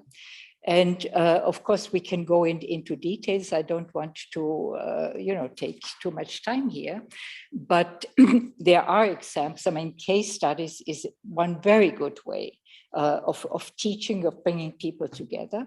You can also look as an example what science and technology studies have done. Bringing together people from the natural sciences and the social sciences to change the view how science is actually done and how it is practiced. But my plea and idea from your discussions this morning was, can we think about what we could do at European level in order to think ahead? We need a new generation inspired and based on digital humanism, and what could we do in order to push this idea forward? Thank you, Helga, for the question. We had in this International Program Committee, which is somehow directing the lectures and discussing those we are inviting. And, we also have this working group on the curriculum, and there will be a discussion tomorrow led by Hans Ackermanns, where they are explicitly discussing, I think also Enrico will be there, where they are discussing on a European level, how could be brought forward a digital humanism like education, where it's still in the differentiation Carlo was raising. Is it more informatic focused, or is it broader? Is it also bringing in social sciences, and how can this be done? Or education, let's say, for social science students. So it's also looking at the other way around.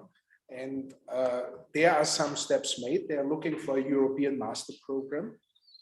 But this is on a, let's say, on a very concrete level. It's not on the upper level. This is where they are designing for, I think, 6 or 7 universities in Europe, a master curriculum which is digital focused, both inspired as well as informed. This is what they are discussing at the current situation. but I agree with you. I think this is something we strongly need, and it's good that we discussed this here in the rooms of Technical University of Vienna, where we once upon a time also asked for a philosophy faculty, which was not well heard at that time. Helga, I'll just respond to your question as to if this can be done at European level, and the short answer is yes, it can, and it should. It's not being done at the moment, but it can and it should. And there's no reason why, Protagoras cannot be taught at the Technical University of Wien. Well, agree. Yes, it's very important. I really believe that we should go in this direction. Yeah. So let's do it. Absolutely. If there's a question, please go. No, there is. Yes, so I would like, first to take the kind of activities that are going on Zoom a bit into consideration. The first thing I would like to say, so during your talk, there was already a bit of discussion. So Paul Timmers was asking the question, I will read it. How do we as a community make non-informatics curricula digital humanism aware, say political sciences, law, or business administration? So maybe I would like to comment on it, or if he even has a follow-up. So is trans inter multidisciplinary too lofty a goal, and perhaps also too much based on our paradigm of science as is? What about first tackling multi-perspective that may also open up more room for other disciplines? Think of the arts. Okay, so I believe that what I said for informatics should be said for all disciplines. So starting from, let's say, disciplinary knowledge, being able to build knowledge that is open to others. And so I'm talking about informatics. I was talking about informatics, but the same applies, to social sciences, to political sciences, all of them. So, and finding within the university a common ground where students and mentors and professors can be involved in joint activities. So if we can do that, for me, that would be, and this is something that is feasible and would be a great step forward.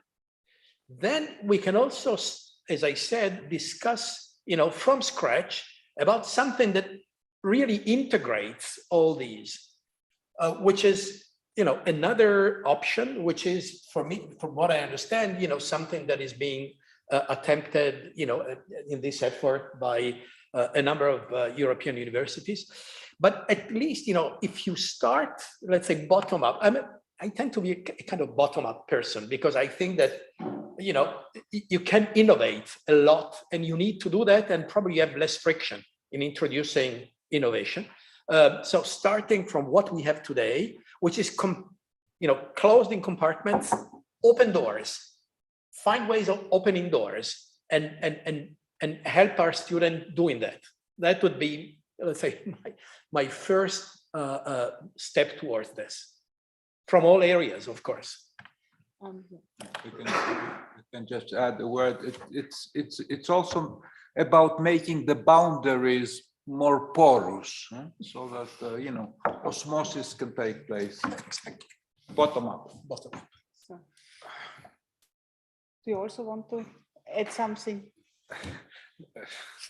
Two remarks. One is this discussion, we have it also tomorrow on the curriculum. The other one is that I support all the statements, but I'm somehow hesitant to directly subscribe it, because look at the master curriculum on digital humanism, okay? And which different disciplines do you need, and what is the precondition of knowledge from those different disciplines to having a joint master curriculum, okay?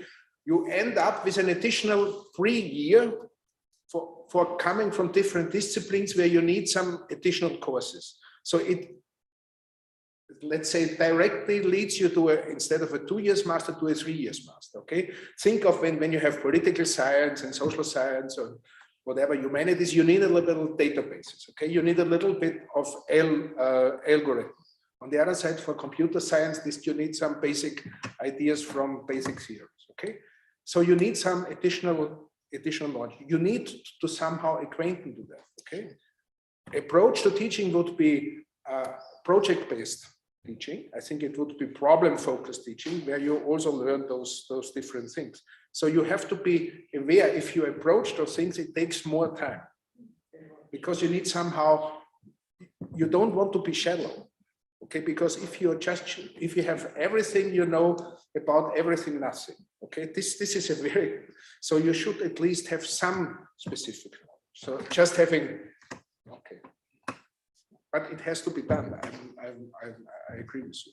So, and there is also a comment by Alexander Schmölz. He points us at the fact that in Austria there is going to start a bachelor program in the context of digital humanism at the Bertha von Suttner Private University about human-centered digitalization. So he mentioned there and links the curricula, and it might be interesting to take a look there. And so due to kind of that we are running out of time, so we have now one raised hand in Zoom, and then also your question, and I would propose that we collect them and then you answer maybe both of them. Yeah. So Peter Micha, please, can you state your question? Yeah. So even well-meaning data protection measures, for example, giving power to individuals to control their data, can also have negative effects. For example, data collection during the pandemic was not perfect, and every country looked to England and Denmark because they had the best data collections. And the main effect is that we all click on something when we do something online, and this kind of freezes ownership of the data to the company. And so data collections acquire monetary value and are kept behind paywalls. And this makes FDA and EMA admissions of new medicaments very expensive. So it facilitates rent seeking of big capital. A measure that could help here would be that data which are produced with the help of public money should end up anonymized in a public database. The model here would be astronomy. Yeah, the same process happens for copyright and patent law. Big capital modify it and use it to help protect ownership of shady acquired properties, and everything ends up in big lawsuits. So these are unintended effects of well-meaning measures. For example, I believe that the support of Brexit by big capital was motivated by the wish to get hold of the NHS, which as a public institution was able to produce very good data on the pandemic, for example. So I think one of the aims of digital humanism should be monitor the interaction between digital commerce and regulation and try to influence regulation constantly. Thank you. Thank you. And yep. Okay, my name is Enrico Nardelli, University of Roma Tor Vergata, and President of Informatics Europe. I have a couple of quick remarks. The first one about research evaluation. I fully agree with Carlo. Interdisciplinary research evaluation is the key. And I don't see currently very good possibilities of doing research in any interdisciplinary field. My current field is informatics education. And each time I have to submit a research proposal, I have to choose either informatics or education. And informatics education is none of both. So if we want to do something for digital humanism, I think we have to start a political action at the European Research Council level so that it is first-class citizen interdisciplinary research. I think that currently there are some way of evaluating interdisciplinary research, but that's not the usual way. I think we should do something. We could do something at the political level in trying to introduce this mechanism that explicitly recognize interdisciplinary research.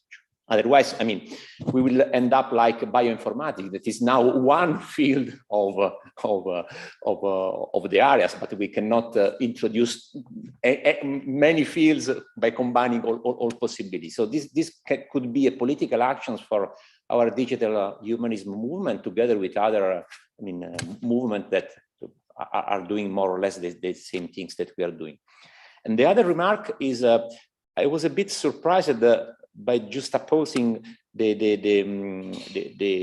speech of Hannes and George, that because Hannes said we have an approach anything goes in the technical world, in the digital world, which is correct. And then I have seen the way the European Commission is proceeding in measuring and going towards the digital decade, where we see that it is somehow given for granted that the more digital we are, the better we are, which I'm not sure is completely true. I think that probably beyond measuring, how much connectivity you have, how much company use clouds, you should try to measure as far as it is possible. Measuring human things, it's not easy, but we should try to measure not just the pure digitalization, but the digitalization for the human beings, for the good of all of us, of society. Thanks. Thank you. So, just to agree with the comment, some of the, let's say, infrastructure improvements, skills improvements are indeed considered as, let's say, good in the sense that it democratizes the access to the technology, but underneath there are layers as to the proper use of data and the extent of the use of data exploitation. So partly this is included in the numerical targets. But your comment about how far we really want to go in digitization is fair enough, but that's where digital humanism could contribute. Coffee. No, sorry. So yes, so this is also so because actually, so do you have a very brief question? Very so brief. No, a remark. I represent the Ministry of Foreign Affairs, one of the sponsors here. I'd like to say a few remarks on the curriculum. The Ministry of Foreign Affairs is certainly more than willing than support all activities that lead to a common curriculum. One of the possibilities would be to do workshops and symposia via the United Nations University. It's all about making noise on the international level and bringing people together. And I completely agree with the bottom-up approach. Maybe the other approach is good as well. I mean, just to combine two forces. The second thing is a quick remark. My impression from my perspective is that there are mainly three circles dealing with digital humanism in Europe, which do not talk much to each other. Maybe I'm wrong, and I would like to know. It's this circle, Spanish circle. Barcelona is one of the main hubs of digital humanism. I mean, they talk a lot about it, and the city of Barcelona invests a lot of money. And the third circle is the French circle. And I think in order to make this movement truly international, we need also to build bridges between these different circles. I might have missed some, but I wanted just to make this short remark. Thank you very much. Thank you. So then, thank you again to the panelists. So applause.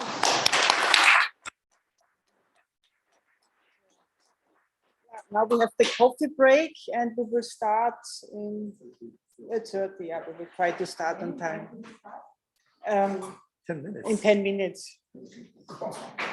This is tough. Yeah.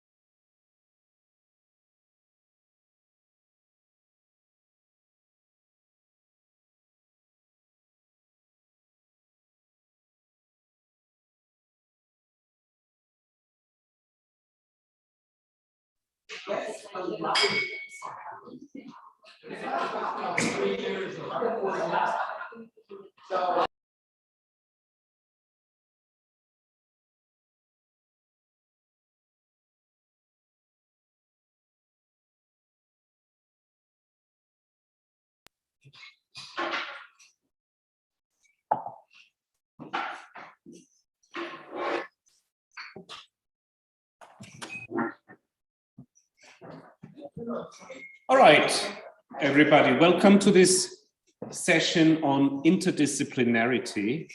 I think it's common sense that a discipline that touches every aspect of our lives, such as computer science, also needs to be discussed in other disciplines of research.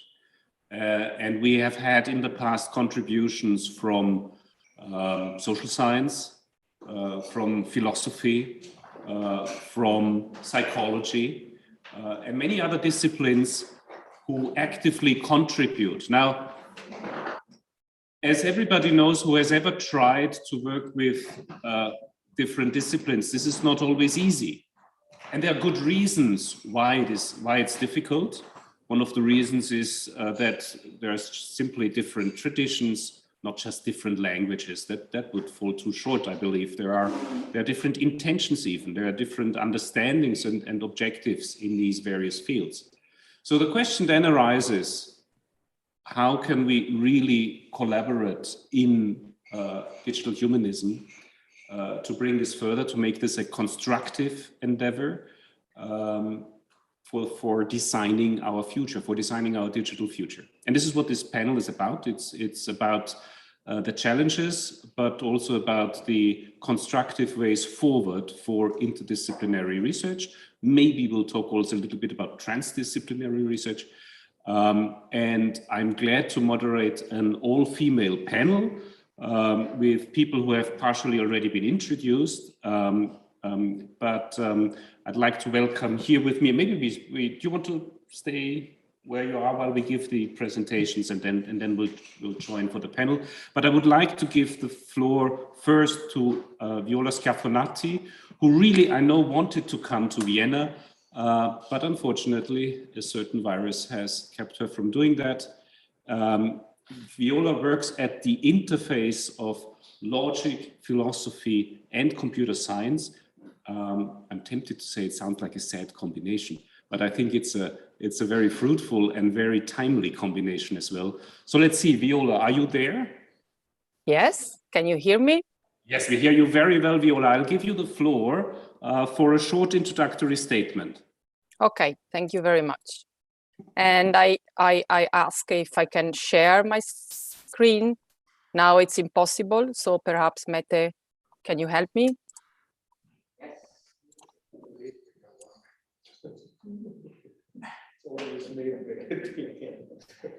Okay, thanks.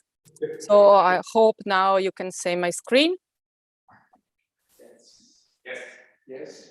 Okay, thank you very much. So I'm really happy to be here, in a sense, still to be able to join this conference, even if I cannot be there in Vienna, and I'm sorry for that. So I think that my statement will start from a long time ago, in a sense, and in particular from the Vienna Circle, and why the Vienna Circle in this discussion about interdisciplinarity. Then, of course, the first reason is that we are in Vienna, or better, you are in Vienna, I'm in Milano, but also there are most important reasons. And of course, one of them is that the Vienna Circle had a very important socio-political impact. But for this discussion, for me, I start from the Vienna Circle because they discuss about interdisciplinarity.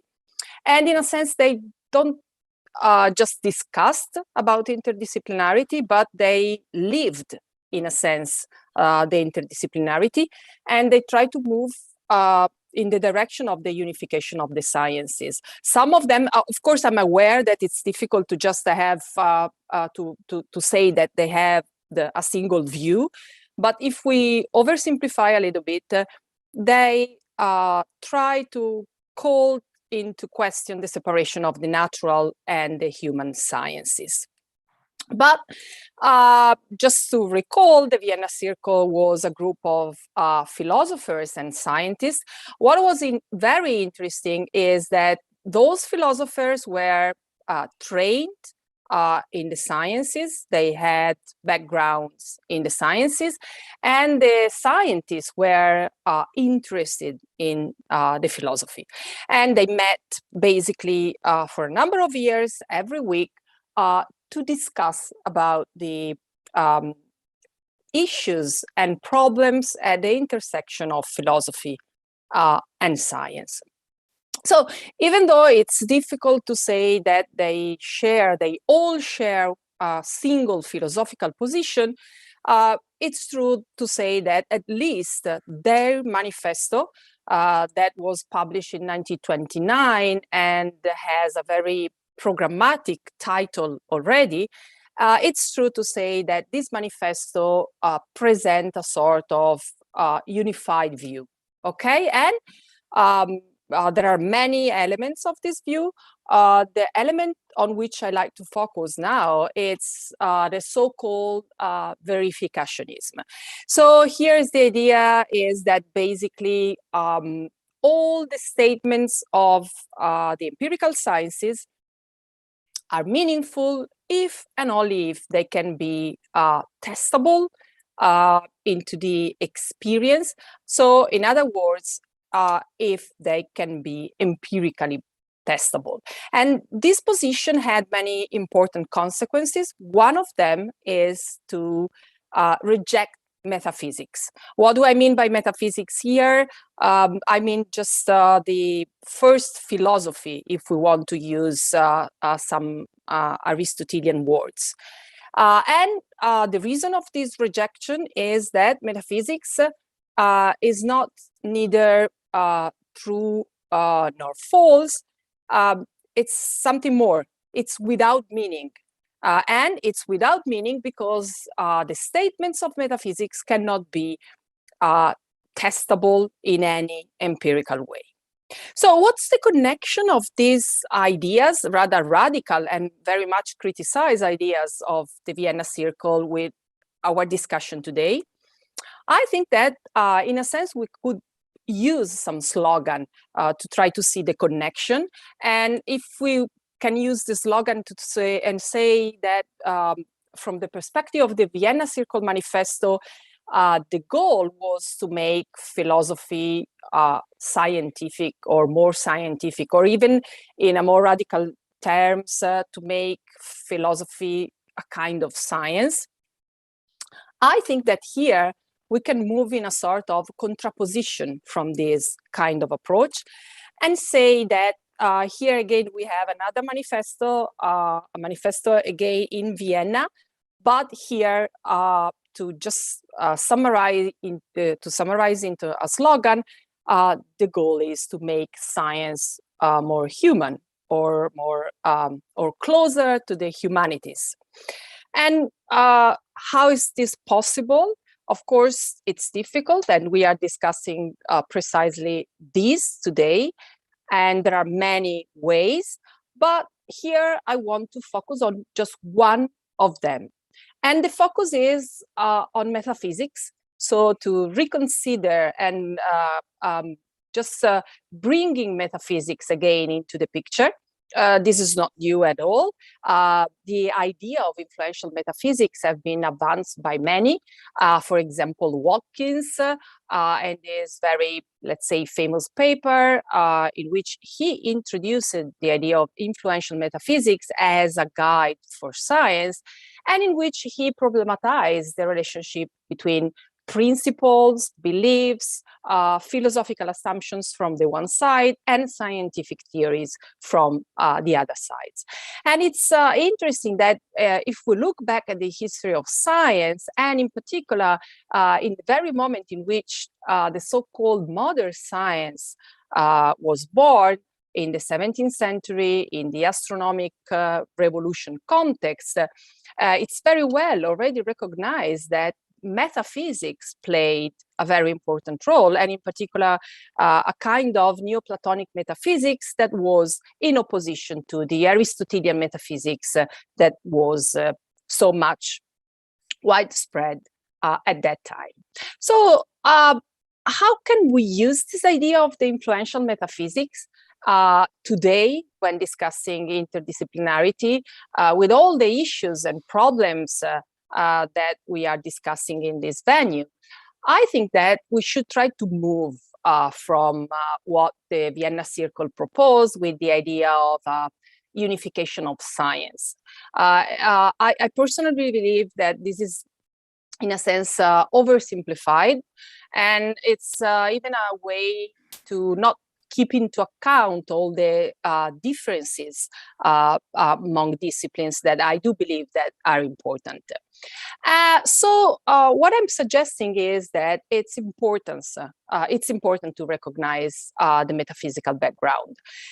This means that we have always to keep in mind that scientific theories, of course, confront themselves with empirical knowledge, but they always confront themselves with rational decisions that are of philosophical nature. And here again, I'd like to mention a very, let's say, classical a statement in this sense, which is the idea that Galileo Galilei had already at the beginning of the 17th century when he was discussing about sensate esperienze, so in a sense, the empirical knowledge, but always together with what he called necessarie dimostrazioni, so the idea that theories and philosophical and metaphysical theories should play a role from a methodological point of view. So what's the point, and I'm moving in the direction of the conclusion, so what's the point of reconsidering these ideas of coming from the concept of influential metaphysics today? I think that when we have these giants like Galileo and others on our shoulders, we can move and we can also open up a little bit our framework. And here I'd like to mention literature, so the arts in a sense, and to see how, and in particular one novel, this probably you know it's the last novel by Dave Eggers, and how this idea of keeping at the center of the picture, let's say, the qualities or subjectivity or uncertainty, and to keep all these elements as important elements in the discussion is something that we can take from this. And here, this is just a quote in which the idea of this, I don't want to spoil any part of this novel, but here is the idea that that society described in the novel is moving to replace nuances with numbers, to replace human decisions to machines, and it's a society in which only absolutes can have a space without any subjectivity. So what's the point here? The point here is that these differences, these qualities, these nuances make us humans. So if we want to go back to the question I asked at the beginning, how is it possible to make science more human? I think that one possible answer is to take into account these elements. And these elements are at the core of philosophical investigations, are the core of the humanities, and are the humanities that can teach us the importance of them. So this is my last slide, and my last slide here so far, I've been very abstract. I've discussed about philosophy, and also I've adopted a kind of oversimplified historical perspective. So I try to be more concrete, but to be more concrete, I think that we can, I can use a slogan, and then I will try to make a proposal. And the slogan is, okay, to make science more human, I think that more humanities are needed. Still, this is quite general. So let me be more concrete. There are a number of different ways in which we can be more concrete, but my idea is to do this, to let the humanities have more space. Of course, there's a way, like as has been already suggested today, that the technical universities need to integrate more humanities and social science in their curricula. And here I'm just showing the picture of the university where I work, Politecnico di Milano, in which we are doing this with a number of different initiatives and with a particular approach and model in mind. But at the same time, I do think that it's also very important to maintain the humanities in their traditional venues. And this is the reason why I'm showing the picture of my alma mater university, which is the Università degli Studi di Milano, and in particular, the Department of Philosophy, in which, in a sense, these venues, the humanities and philosophy in particular, are in a sense detached from a sort of immediate usefulness, but at the same time they need to be aware of science and technology, as Sally White was already suggesting in a comment. So just to conclude, my message here is that we have to look at the past. It's important, but then at the same time we need to develop forms of interdisciplinarity that are tailored to the needs of the 21st century.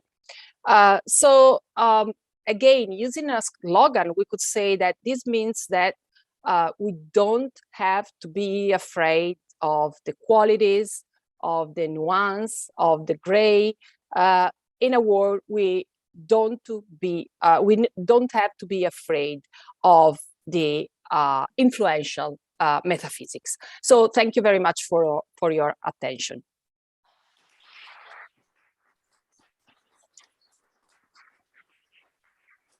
Thanks, many thanks, Viola. I'm tempted to react, but I'll keep myself from doing that before the discussion, because let's have the short contributions one after another.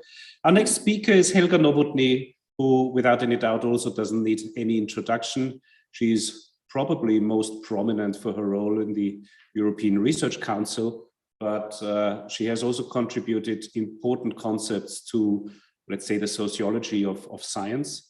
And she's also written a book that perhaps not everybody knows about on artificial intelligence. So Helga, the floor is yours. I think it's probably best from here.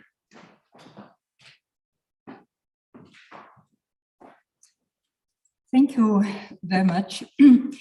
And I would like to begin with a comment on what we just heard from Viola. Viola spoke about the metaphysical background of the Vienna Circle, but there's also a very important political background to it. And the Vienna Circle, in order to understand it, you have to be aware of the political tensions of that time. You have to be aware that every member of the Vienna Circle was very much clinging to exact thinking as a way to combat the rise of fascism. And this is the political background to it. And I very much agree with Viola that the idea of a unification of a science was a very valid attempt, but tragically it failed to achieve what the group started out. And there's a wonderful English translation of the book by Carl Sigmund. In German, it's Sie nannten sich der Wiener Kreis. And the English translation is so much better, I must say, because the title of the English is Exact Thinking in Demented Times. And the parallels to today are very obvious. And it's not just about exact thinking. It's not only about different nuances and qualities.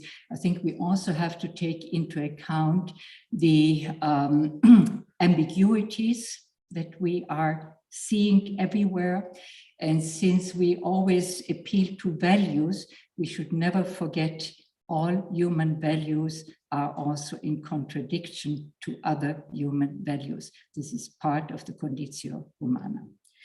So let me now turn to the topic. I needed to make this bridge to Viola's introduction, and I want to plead to go beyond interdisciplinarity and even beyond multi and transdisciplinarity, whatever we may call it.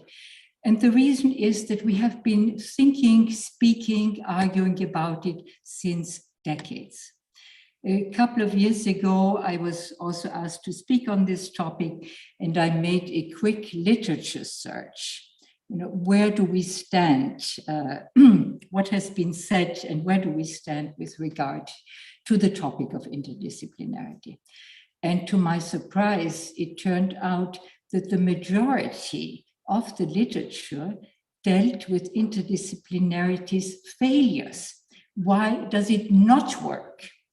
And it was a clever and very, in-depth analysis of the reasons why it does not work. A kind of depressing, finding if you think of it. And the reasons have already been mentioned partly this morning.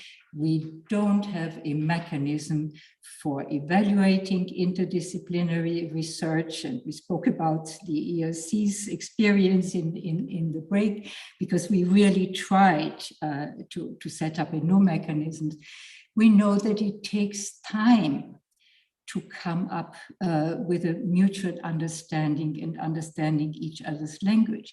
And the way how our funding systems operate, it's project-based. You have to count the months, you have to count the days, you have to count the budget. There is no room for allowing for this time for interdisciplinarity to mature. So we know the reasons, and therefore, I think rather than falling into a kind of additional depression that we don't make any progress on this, I would exhort you to let's start to think, how can we go beyond it? And by beyond, I mean to turn our view also outside. Let's not forget, disciplines are never enshrined in stone. If you go back historically, you would be surprised, and historians of science have been looking at that, how much disciplines changed within different countries, within different universities, etc. So things are happening on the ground, but they happen very slowly. And towards the outside world, in society, the prevailing perception is still the world has problems and the university has departments. And this is how we are seen from the outside. And this is something to which we have to respond. Now, something is different this time, I would argue, and also this has already been mentioned. I just want to put a slightly different spin on it. Hannes has told us how pervasive the digital technologies are, etc. We know all this, but the people who look at it from an economic point of view, the historians of innovation, speak about a general purpose technology. And a general purpose technology shakes up the way how the economy works. It shakes up and changes the way how social relations are being constituted. And it is this general purpose technology that allows you to change everything. And so I think for going beyond our concept of interdisciplinarity, we have to open up towards this outside world and to relate not only to people in other disciplines. This is necessary. I fully support it, but we also have to bring in those who deal with it, who are the practitioners, who use the technology in very different ways. And we also know this from the history of technology. People come up with uses that none of the designers of technology or even the makers of technology ever thought about it. People are inventive. There are new social constellations and people use it in different ways. And I think this is the kind of knowledge and insights that we have to tap into. But, and this is clearly a limitation we have to recognize from the beginning, there is not one single entry point into that. And as much as I agree with everyone who says, you know, basic ethical attitude is essential, it will never be enough. We need also social science knowledge in a broad sense. We need law. We have really to get, and let me tell you, you know, the law is a system that is closed in itself, and it has, you know, beautiful systemic features that, you know, very clever lawyers recognize, but it's a closed auto-referential system. And yet we need to tap into this system, to open it up, and to bring it to bear on the kind of problems we face. So this is why I think we have to open up, bring in the practitioners, and the problems have been mentioned, beginning with you know, concentration of ownership, limitation of access, social justice, you know, something that is another basic tenet, and so on. In science and technology studies, we very often speak about the politics of classification, the politics of categories. And whenever you use data, and you use data all the time, you know, data have to fit a certain format. And how this format is being set up, the categories you use, they are all political. And in order to move forward, you have to begin to understand what this politics of classification or categorization is all about in order to be able to change it, to have a critical view on it, but also to be able to intervene in it and to consider the context in which this happens. So how can we, since we are here and Erich has you know, exhorted us to become also very concrete, because the aim is to come up with a roadmap. So my proposal for a roadmap would be, let's move from the concept to practice.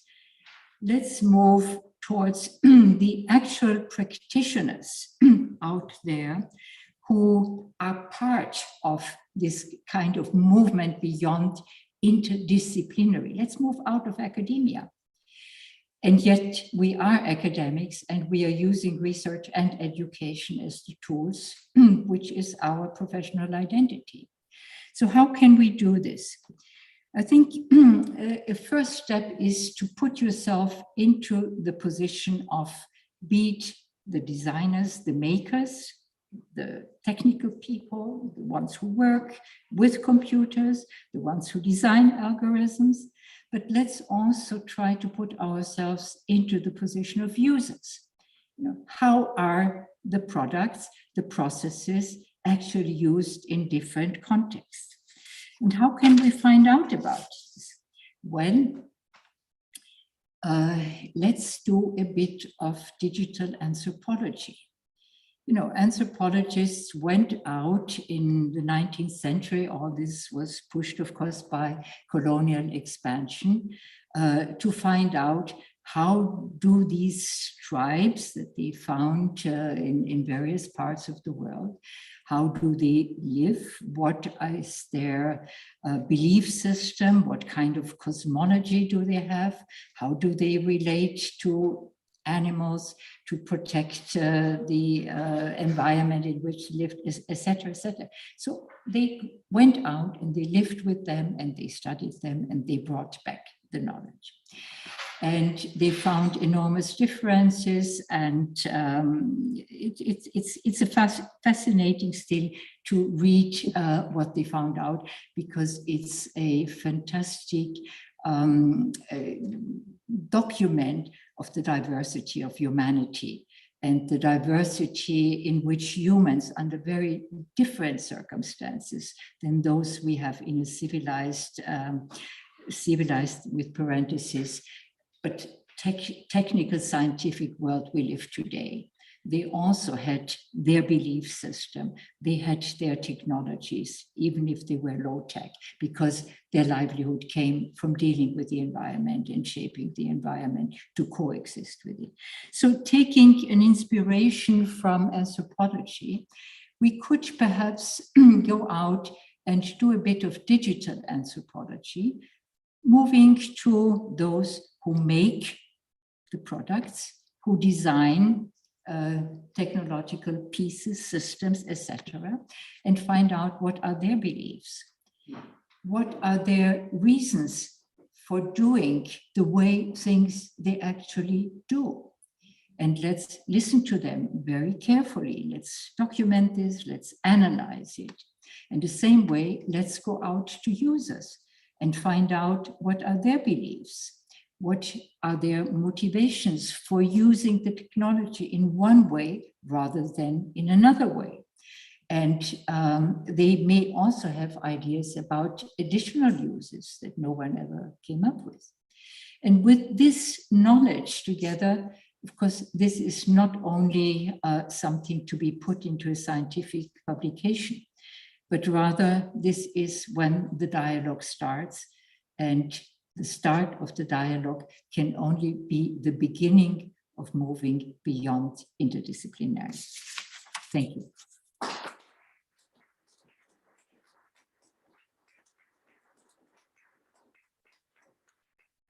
Many thanks, Helga. So we have two proposals on the table, a Copernican revolution and digital anthropology.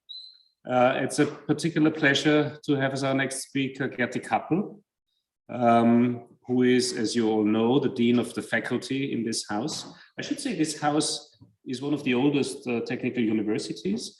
However, it wasn't founded as a technical university, because when it was founded as a technical school, the technology was not felt to be capable of being a real university.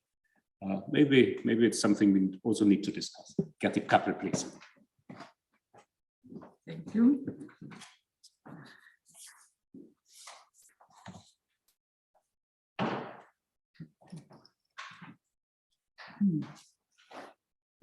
You know, I'm coming from one of these departments, so therefore, to a certain extent, perhaps also more difficult for me, since I also have to go back to my department afterwards. But before I start, I think this links quite nice to to the first speaker, to Viola, who mentioned that we have these problems with only dealing with absolutes. And at least for me as an informatics person, absolute means, yeah, I'm thinking in 0 and 1. But you know, there is also what I have learned, there's non-classical logic. There is more than 0 and 1. And although the people, and you are, Viola, you are a logician yourself, although those people also at the very end have a mathematical formalism to prove things, but non-classical logic brings us a step further. And why do I mention this here at this point? Yesterday, the TU Wien Female Scientist Prize was awarded. And it was awarded to a female scientist of computer science doing non-classical logics. And I think perhaps this is also a step into more not only absolutes.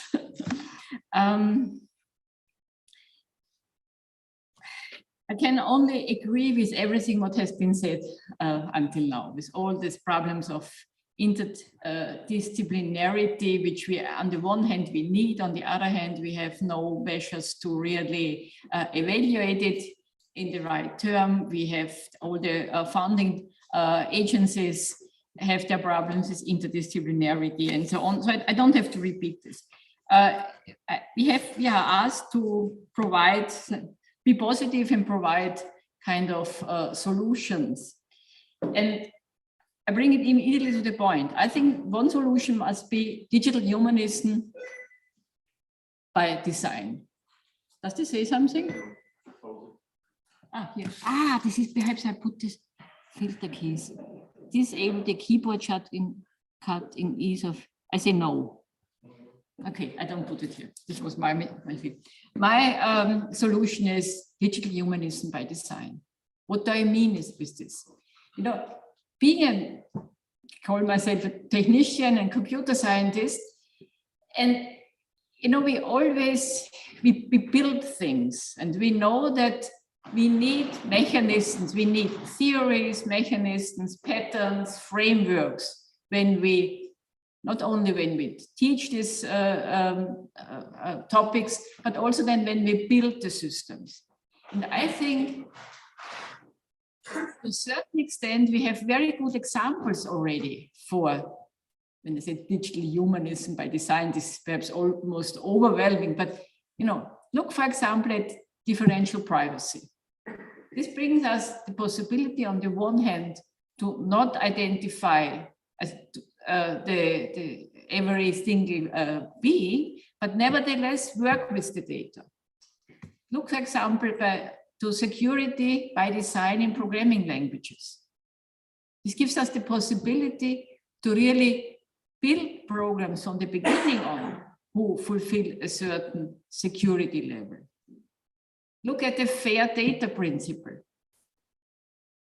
If they are implemented the right way, then we can really provide a data lake, data space, data management environment where we can reuse the data, where we can identify the, authenticate the data, find, and so on. And I guess this is at least, you know, being a teacher every day and being a scholar every day, also in the classroom, we have to provide kind of solutions to the students, which they can really also use, and they can use in their systems they have to build. And I know we have to tell them about philosophy, about the consequences, and so on. But I guess we need real things which we can touch. And this is kind of one, I think, one of the ways we should go. In my examples for digital humanism by design, I forgot to mention that I looked it up, EDAPS. EDAPS means ethical deliberation of agile processes for software development. It has been developed at the TU Munich by Alexander Brechner, colleague of Carlo. And you know, when I have read it the first time, and I know Alexander quite well, he's really a kind of hardcore technician, coming more from the theoretical parts, doing security and software development. And I was, to be honest, I felt ashamed because about myself, because I was surprised that even he already kind of says, wow, we need to train our students from the very beginning on how to build software in a more ethical way. And when he's now the director of the Bavarian Institute for Digital Transformation, and they are really, they try also really to do digital humanism by design. So what I want with the example to kind of to say and to convince us that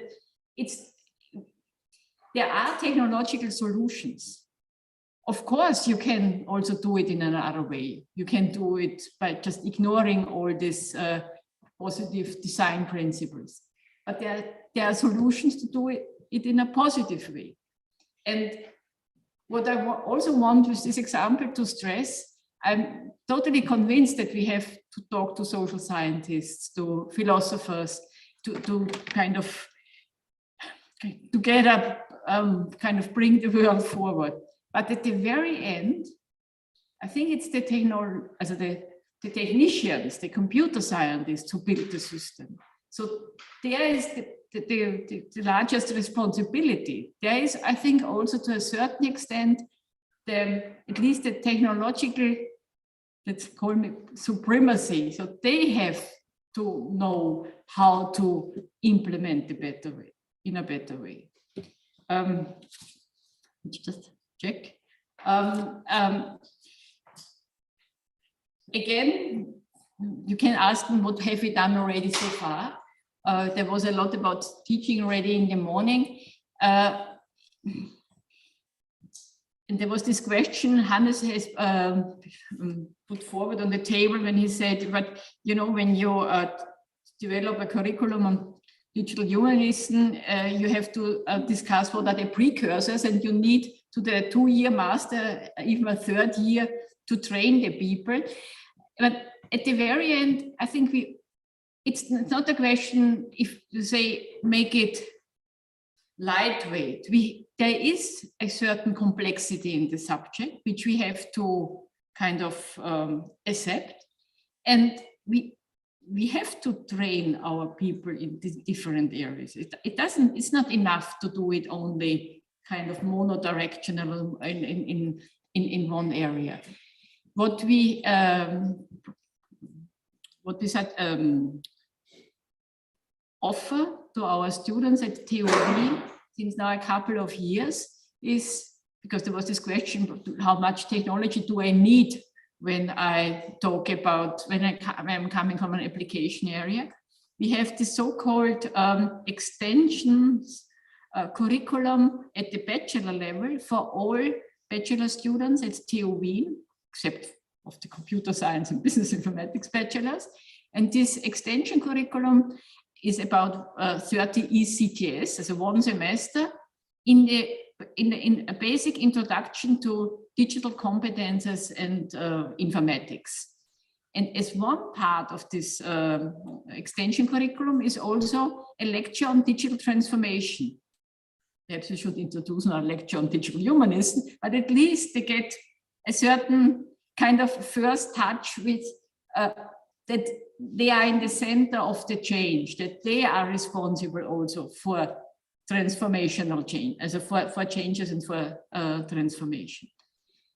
And in addition, we are currently now planning to have another extension curriculum at the master level called data literacy. Because what we really, not only we, everybody experiences, we have to know in whatever subjects we are working, from sociology to chemistry and medicine and so on, we have to know how to work with data. To a certain extent, we have to know what it means to have quality of data, how to analyze and how to further utilize data. And we are building up now a 30 CDS extension curriculum in this area.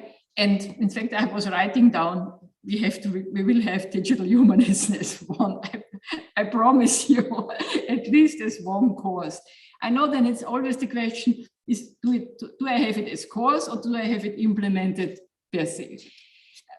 Yeah, I'm old enough, I'm coming from this time in the 70s when they had the discussion in schools, do we have an own subject, political education, or should it be part of every subject?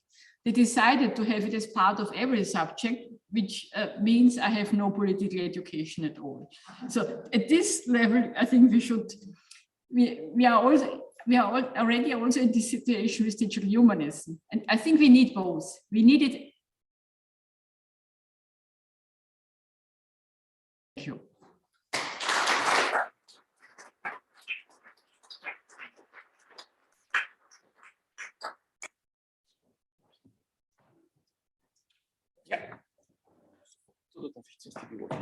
Ja, natürlich.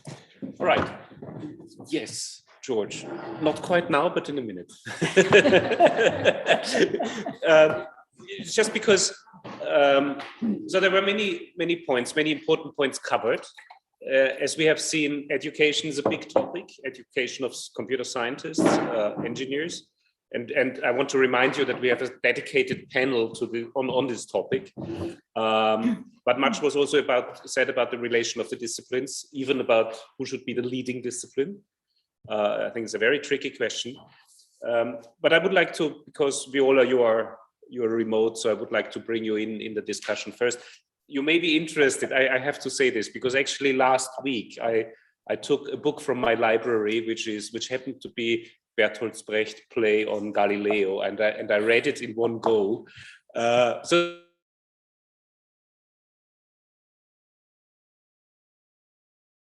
here in putting the center and perhaps at the center the human and society. But Viola, I mean, training people is one aspect. It's an important aspect, but it always seems to me a bit desperate. It's like the answer that we give when we don't know how to do things any better. Because in the end, we want to build systems and we want to improve them. Is it really enough to focus on let's say education, or do we have a quicker route? And as you certainly know, the Vienna Circle is a very good example of an interdisciplinary group, but they didn't exactly like each other very well. I mean, they had big fights, and some of them were only remote members and only occasionally participated in the discussion. So how can we avoid this and make progress more quickly, Viola? So I'm not sure to be able to say that we have quicker way. I don't know ways. I don't know exactly. I agree with Helga that probably to enlarge the context and bring into this discussion practitioners and users could be a way. But at the same time, I think that we cannot avoid, and in a sense, it's also positive, the fact that we cannot avoid differences, discussions, even like, let's say, disagreement. I think that we should recognize that disagreement also is a way, ambiguities as Helga, contradiction as Helga was suggesting, are a way to progress in a sense. And this is again in line with the idea that there are many different ways, but we should try to learn how to stay in this ambiguity. Then as concerning education, I really believe that this is really the core part, because it's the future. So there's, I mean, if we have a way to succeed is, I believe, through education. It's long, it requires time. So, but we have to be aware that it requires time. And I'm very optimistic in a sense when I interact with my students, that in the last few years are becoming more aware and more open to be in these ambiguities in a sense, and in these complexities. Thank you. We have a question from the online audience for Helga, and I think also Helga, you wanted to react to Ghezzi, but I'll add this question because it's directed at you. So Franz Oberndorfer from the city of Vienna says, I fully agree with Professor Nowotny that interdisciplinarity is so important, but we also have to include the experts and users in administrations and companies in order to realize principles of digital humanism.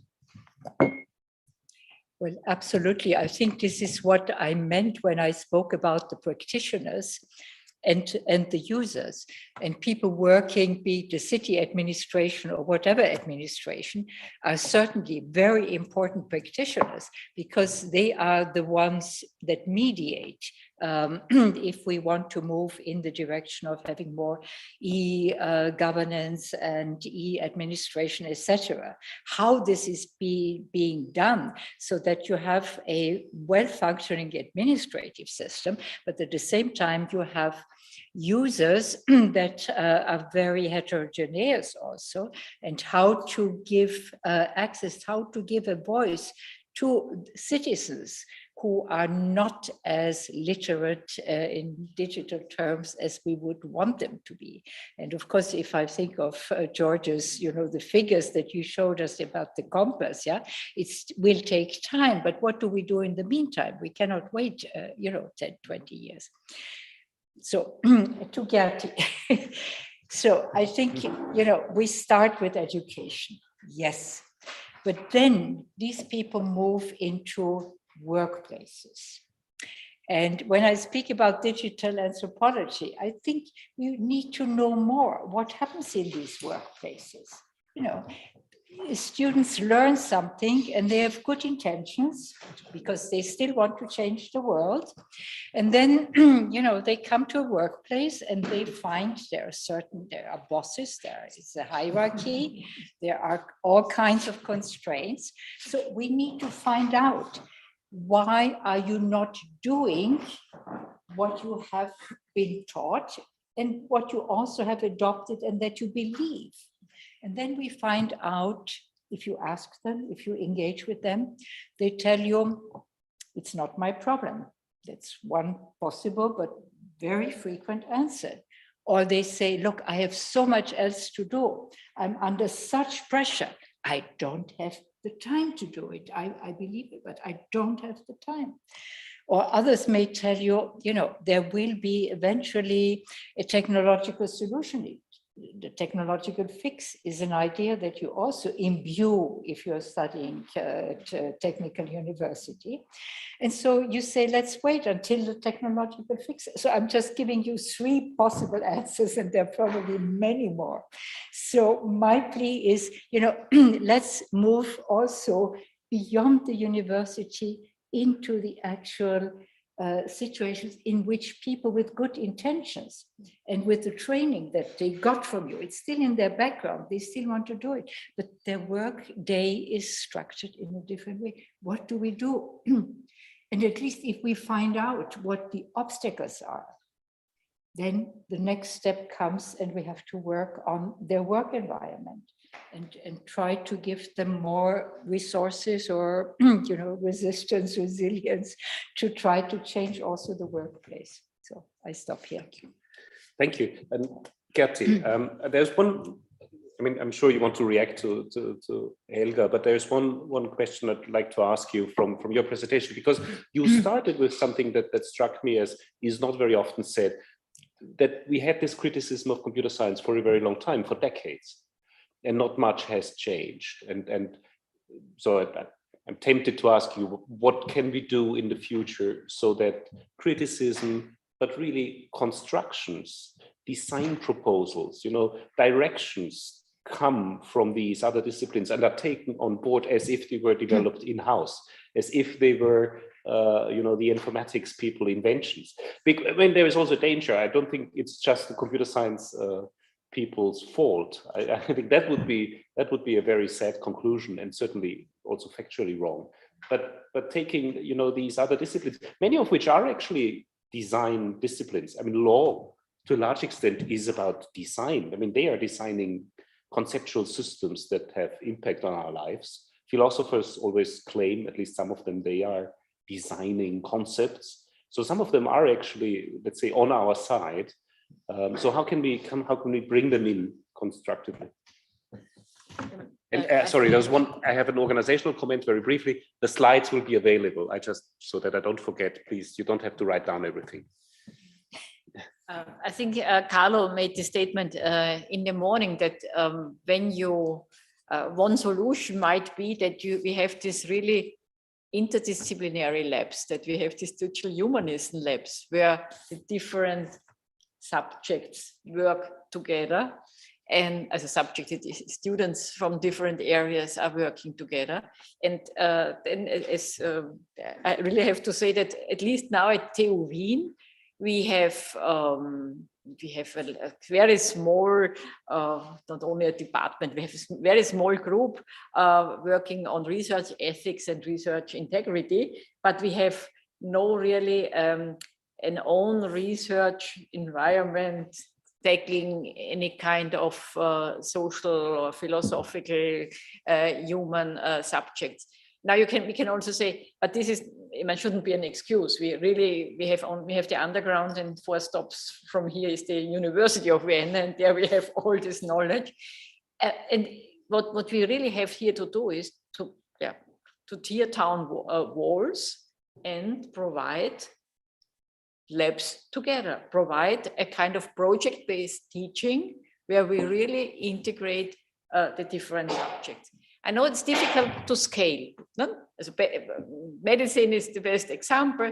They have now totally restricted the amount of students, but they have bedside teaching from the very beginning on. I don't think we should go in this direction, because when we need more IT graduates and not less. But at the very end, we need also more project-based teaching, and there we could or should also work on an interdisciplinary level, which we haven't done so far. Thank you. I think we should bring in the audience. There's, we don't see this at home, but there is actually a queue forming here of people. Theoretically, at least, George was first, I believe. Oh, was he? Oh, I'm so sorry. But he says he can wait, so please go ahead with your question. Oh, right, then George maybe, even. and then I also bring in some of the online questions. Okay. Well, yes, thank you all very much. I want to go back both something that Helga said in her presentation and that Viola said in her first response about different kinds of interdisciplinarity. Because what I thought where I thought Olga was Helga, where I thought Helga was going when she said we have to move from talking about interdisciplinary as a concept to as a practice, I thought you were going to say we need to do ethnographies of interdisciplinarity and collaboration. But actually you said something rather different, which I think is also very valuable. But I think, within our own field of science and technology studies and media studies and sociology of work, we have already quite a few very wonderful kind of ethnographies and anthropologies of technical design, of new technologies in workplaces and things like that. So I want to kind of see, what do you think about the idea of doing a kind of ethnography of interdisciplinarity? I took this for granted. You took that, okay. But maybe we could kind of think, because I mean, there have been some attempts to do that. And I'm thinking particularly of the work of Georgina Bourne and Andrew Barry, who have these kind of 3 ideal types in a sense of a sort of a service model of interdisciplinarity where, in some of the work I've done in the past where digital humanities people, a kind of historian needs a database, so brings in a computer scientist, but for the computer scientist, it probably wasn't terribly interesting, but really useful for the historian, and hard to think of it the other way around, but okay, might be possible. But also the sort of synthesis idea of working together, where you do get much more exchange of ideas and concepts and methodologies, and the antagonistic model. And I think Viola was sort of mentioning that a bit as well. And I think it doesn't have to be negative, the antagonistic model, because, science and research is very much characterized by debate and disagreement. And, that's how we learn and change and move forward. But actually, I'm not aware of that many really detailed ethnographies where interdisciplinarity is the kind of focus of the work, but there must be some, and I'm sure you know. There is more than you think, but it's very, specific. People studying, there has been one group at the University X, and they did this for 3 years, and this was the outcome, and you analyze it. But from my reading of this literature of failure, it's about the obstacles. Certain things work, but in the end, the whole project did not work because, and one reason is the circumstances, the funding, they are not right. There is not enough time, there is not enough space, it does not fit into the academic landscape, and you have to struggle continuously, and time is such a scarce resource, as we know. And our funding system does not give us this time. you know, as you know, and as your students know, yeah, and your postdocs and PhDs, you know, you rush from one project to write the next application to get your next project. So where is the time? And you also need the space. You know, I was privileged when I was at ETH Zurich to have this Collegium Helveticum, where I could work with 10 young people for 1 year. But this is a privileged space and it's not scalable. Yeah, you can perhaps raise it to 20, but it's not scalable. And so unless we tackle also this, I think we know a lot about what would work, but the circumstances are not there. And just as I, you know, in my reply to Ghezzi, I said, yes, wonderful, education is absolutely necessary, but we have to consider the next step, what happens in the workplace. And the same for interdisciplinarity. We have a wonderful project, you know, it works for the people, perhaps. We find the new epistemic ways of, you know, synthesizing all that. But then what happens? You know, the project comes to an end, people go out in different directions.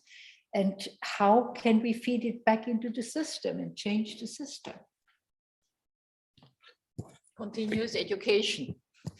We have to go out and train also the people. George, I want to take you next, please. And if you allow me, I'll read a question asked by our friend Paul Timmers, because I don't know, maybe it's aligned to what you are going to ask. But he asks, to these great contributions on interdisciplinarity and practice, are we willing as digital humanism to tackle very concrete research challenges, such as those presented by Carlo earlier, even if they may be very difficult and painful? For example, war and peace with Russia, living in a world where China's worldview and influence is widespread, aiming for research results that policymakers can use. So it's a very challenging question to think about. Let's have George's question in addition, and then we'll see. Mine is much simpler, pedestrian. Two things. The first is that in my own experience, one of the problems of establishing interdisciplinary programs is that once the discussion starts in a team, it is no longer interdisciplinary or multidisciplinary, it becomes pandisciplinary. And then, of course, you know, you run into problems of scarcity, be that of resources or of time. We cannot create, you know, mini Leonardos in a finite amount of time in today's world. Having said that, I recall in the early 70s as a postdoc at MIT that I followed a series of lectures on the history of MIT. How was MIT created?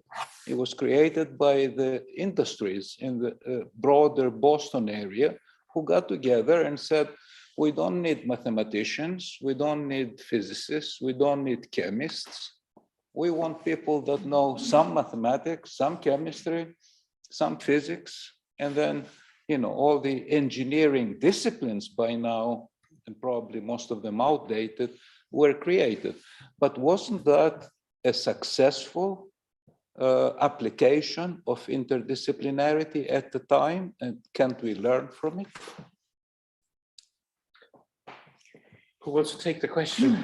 Well, I would say, you know, this European university distributed, there cannot be a university for digital humanism. To reinvent what universities, the idea of the Politecnico was precisely that, and it was in Milano, it was in Zurich, it was at MIT, it was all around the industrialized world. You had to have engineering at the core, but you knew you needed a bit of math, you needed a bit of physics, etc., etc.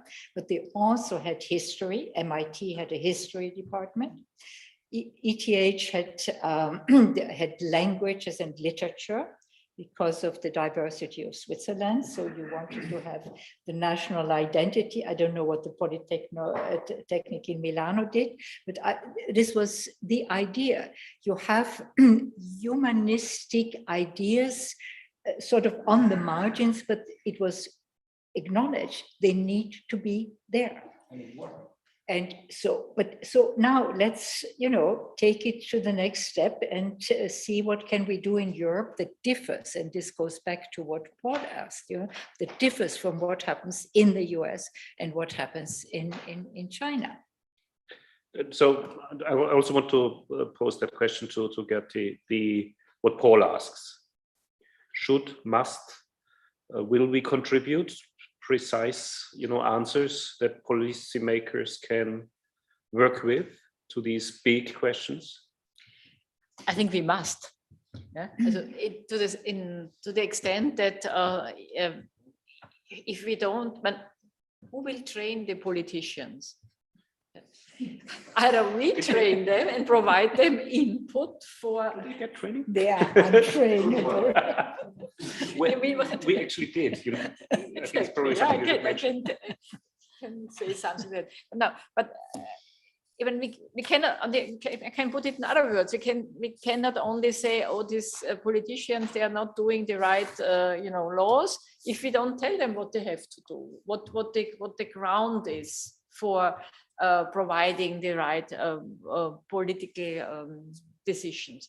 So I think that is really our responsibility to, starting from our technological knowledge, together with lawmakers, sociologists, philosophers, to really provide the ground for building up the right kind of political and guidelines to provide the systems we want to live in. I think we have to. For these really big questions, they are on everyone's mind now. They will not go away. And I think we also have to realize these are questions that will be taken up in Europe because we have the historical legacy, we have the experience of wars, while the US never had wars unless you go back, to the Spanish Southwest and so on their territory. So it's very much in the European DNA. And without needing a program, people will start to think about it because it's about us and it's about our future. I will take one more question from the chat, and then I give the floor to the very short queue that's still here. and I think this one is yes. The queue is yes. Sorry, there's a long queue. I'll do my best. There is a question which I would probably hand over to Viola, which is sorry.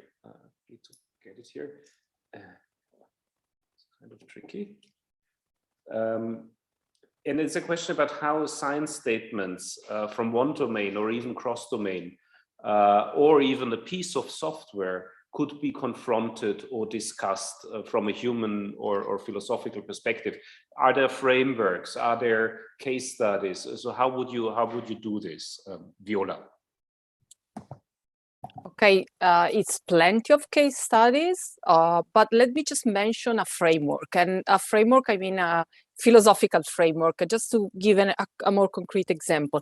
This framework is a framework that has been developed it's an ethical framework that has been developed by Ivo de Paul, who is a professor at TU Delft of ethics and philosophy of technology at TU Delft. And it's an ethical framework for experimental technologies. I think it's a great framework because it's let's say, a philosophical position, and it's a way of looking at experimental technologies like, for example, artificial intelligence in this way.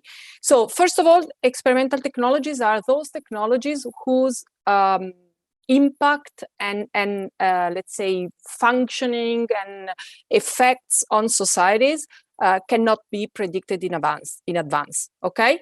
And so are those technologies for which there's a a form of uncertainty that can be called severe uncertainty. So the traditional tools of probabilities cannot be fully applied. And this framework, it's interesting because it suggests that it starts from bioethics and the bioethical principles like justice, beneficence, and so on. But it says that these technologies, the introduction of these technologies into society should be gradual. And gradual means that we have always, let's say, to be ready to step back, to go back if we realize that the impact is negative, or problems that couldn't be predicted is let's say problematic. So this is just an example. It's plenty of different frameworks, but I think that sometimes it's also useful to move from case studies to more general frameworks because these frameworks are kind of regulative tools to deal with the complexity of the case studies. Thank you, Viola. Yes, please. We'll take the next question finally from the floor. No, I would like to take up the challenge that was given to us by Helga when she's saying that, you're thinking about education, but then, you have to think about, what's happening in the real world, the technology that is used by real people, the values that they have, and so on and so forth. And also think about the fact that the people that we're forming, they go out in the real world and they become designers in the real world and they develop technology in the real world. So actually, I would like to go back teaching, if I had the opportunity, and really push for this idea of laboratory-based approach, which is not only can not only break the silos between disciplines inside the university, and you can bring students and mentors from different areas, but also can break the barrier towards society, because you can pick up projects for people to work on that come from real requirements, from real people. When you have to deal with values of real people that are involved, I think it will be difficult. We don't have many examples of, let's say, education in the wild, if you want. So education that goes out of the comfortable boundaries of the university, or even of collaborations with industry that are very well structured, but they go out to real people, to real situations. But that would be a fantastic way of also reaching out, so communicating with these people, understanding, with the so-called end users, still in a protected environment where students can then reflect, they can learn, and that kind of experience, I think it would be extremely useful, when they become designers in the real world. So they practice in the real world. So I think, if we can build, a corpus of, let's say, experience of practicing this, it would be a fantastic, way of making progress. Thank you, Carlo. It wasn't really a question, was it? No, I don't think anybody disagrees with you, but Helga was. No, look, this has been done in medicine before. And when Abraham Flexner, the one you remember who wrote this very powerful manifesto on the usefulness of useless knowledge, which led later to setting up the Institute of Advanced Study in Princeton, the same person. He was charged with designing a medical university in the US from scratch. Yeah. And his idea was, it will be case-based medicine. We need to teach our students in a very concrete way what they will encounter, etc. And then, of course, you bring in all the rest. I mean, they have to know about physiology, anatomy, etc. So and then some of this remained in medicine. It has changed many, many times, of course. And therefore, to have a sort of case-based or laboratory, whatever you call it, where you bring in, at first, you construct, it's an epistemic challenge. You construct cases, but with empirical data. Yeah? You know that these are controversial. Controversies are wonderful to start with, because you can see, there are conflicts like in the real world. There's the ambiguity like in the real world. And then, work around then. And I think this would really strengthen also the students. It's not just something I heard from this wonderful teacher that I had in my years, Gertrude Kappel, but then, they know I have been trying out in a situation with others. It's very important to also strengthen cooperation and teamwork. And then you feel you have done something that is able to have an impact and change also the work environment. So I'm fully with you. Many thanks for your patience. Did you want to? Yeah, many thanks for your patience. We have. I want to take two more questions, one from the floor and one online. So my name is Konstantinos Karachalios, and I'm panelist tomorrow. But this discussion has been very exciting and very inspiring. Also, congratulations to the panelists.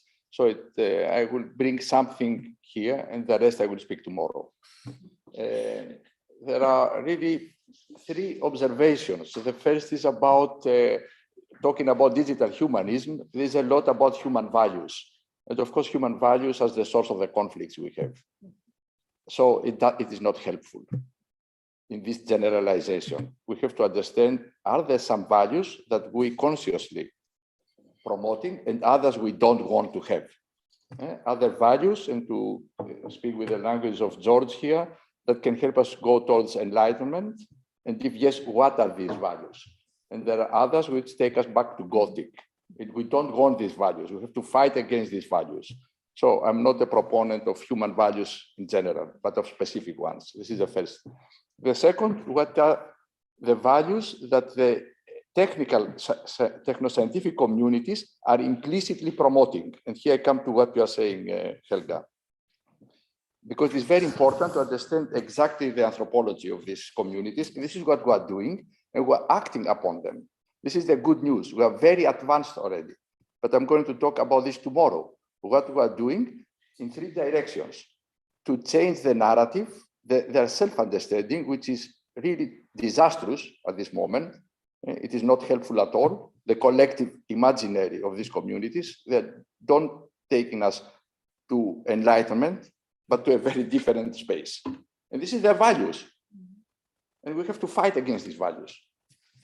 The second is what concrete things we can do from within these communities such that they are doing a better job. And it is possible because through these technologies, which are very complex, they open spaces of freedom of action. And they are used either in a bad way or they're not used at all. So what can we do such that these people can use the freedom they have? And this is happening. And you don't know this probably. And the third is how we can engage with the political actors. Not to advise them only, but also to understand that what we are doing is political. And also to change our way of working. It is bi-directional. So there are at least three things that we have to do as techno-scientific communities beyond education at the universities, really in our place of work, that can make things a little better or at least less worse than they are now. And the question is what exactly? And tomorrow I hope I can bring some examples. But again, thank you very much for this very inspiring panel here. And you mentioned all the necessary triggers and keywords. I agree with everything you said. Many thanks. Any reactions or wait until tomorrow? Wait until tomorrow. All right. Brilliant. So I'll take one more question from the chat, and then there's a final question which I'd like to ask to everybody on the panel. also to Viola. So when you answer the question from the online chat, you can also react to that one. So my final question to each of you would be, let's say I give you €1 million. What would be the kind of research project, interdisciplinary, monodisciplinary, transdisciplinary, that you would like to start or see started by someone else? And Viola, for you, the question in the chat is also an easy one. It's about metaphysics, that it is a very broad topic. Would you like to specify or define, or is it all kind of metaphysics? What type of metaphysics is it? I mean, it's huge. So there's not just one single way, but just to mention my field, I come from the philosophy of science. So it's rather, I would say, in the line, in a sense, with the Vienna Circle. But then, for example, here, I think that metaphysics means not just this traditional philosophy, but for example, in the case of as a work as a philosopher of science, to consider also the philosophy of technology and ethics, but also, for example, science and technology studies. And people who are in these fields know that usually philosophy of science and science and technology studies, even if they are studying the same topics, they are not much in agree. But I do think that this is a way to include metaphysics in a larger way. And then let me just add, and then I will try to answer your question about the million and the project. Just let me, as a conclusion, also to stress that I think that education is very important, and I see that sometimes we are giving it already for granted. We are taking for granted that education is already interdisciplinary, that we are already doing all that is in our power. I think it's not true. There is a lot to be done, still to be done, and I really hope that now we are in a situation in which these elements are really fashionable elements, because everybody is discussing how is it important to include, let's say, humanities or ethics into the technical curricula and so on. I really hope that when this moment will pass, still we will move in this direction. And I think we really need not to give for granted. And about €1 million, I really think that I will try to set up a group of scholars. I'm working now at the intersection of technologies, artificial intelligence, and, for example, health. And I will try to set up a group of young scholars coming from philosophy, science and philosophy of science, science technology studies, computer and engineering and bioengineering. And I really think that, and I will try to have this group as diverse as possible. Thank you, Viola. I would ask for 5 million, not for one. And I would give it to Hannes. Oh, wow. Excellent. Okay, this is nice. This almost complements my answer. I would give it to Viola Ingarati, to L'Aquila, because she has a really ready project proposal how to do digital humanism in an interdisciplinary way. But I would only give part of it, part of the 5 million or the 1 million. And the other one, I would go into primary schools and secondary schools. Even, I know this is, but we really have to change. We have to change society, and we can only change it when we change our school system. And this is, what I would start with. Many thanks. I think I can rightly say that this panel was not a pessimistic complaint about how difficult interdisciplinary work is. It was quite the opposite. Let me please join me in thanking all our panelists, and many thanks.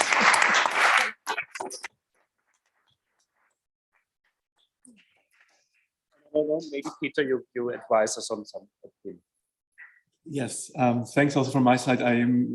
I'm just taking the stage here to tell everyone that we're going to have lunch now. So the wait is over. That's the one thing. But to our viewers at the channel of the Wiener Zeitung, thanks for joining.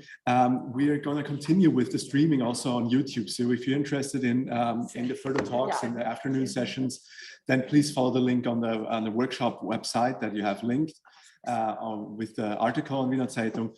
And on YouTube, you will find the links to the other sessions in the afternoon and tomorrow as well. So hopefully you're going to join there as well. Thanks very much. And that concludes the official public part also here, but now we're going to here have some lunch. So I hope you can all enjoy that. Thanks.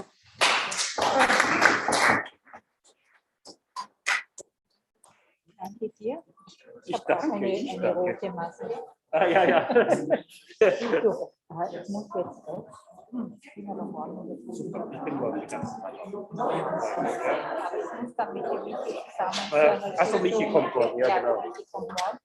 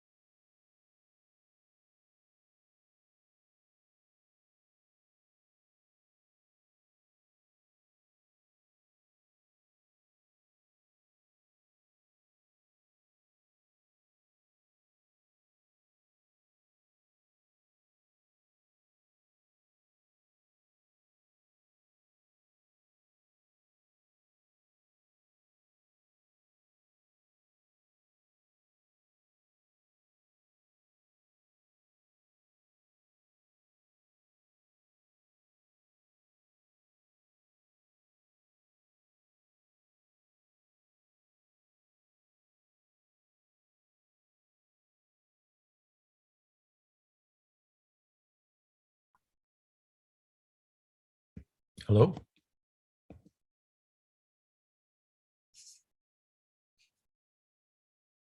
Hello?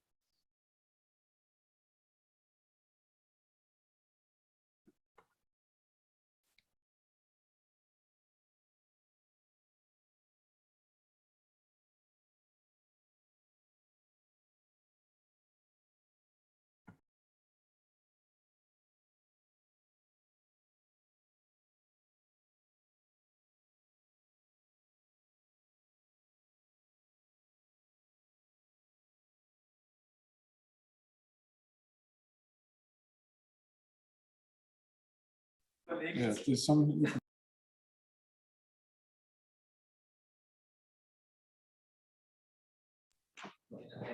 Hi, Edward. Good to see you. How's everything? We're having the break still, but I think we can try the setup now. We're not live on streaming or anything at the moment. Oh, okay. Yeah, if you enable screen sharing, I can just test it out. I just, wait a second, you're co-host, so you should be able to share. Okay. Says this will stop the other screen sharing. Okay, yeah, stop the other one, right? Can you? Yep. Auf deinen Screenshare noch, schlimmsten Fall kannst du dann.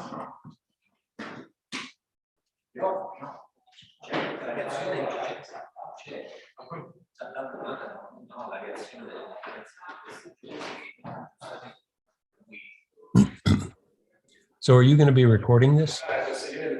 Sorry, I couldn't hear that because there's some noise in the room, sorry. Are you recording this event?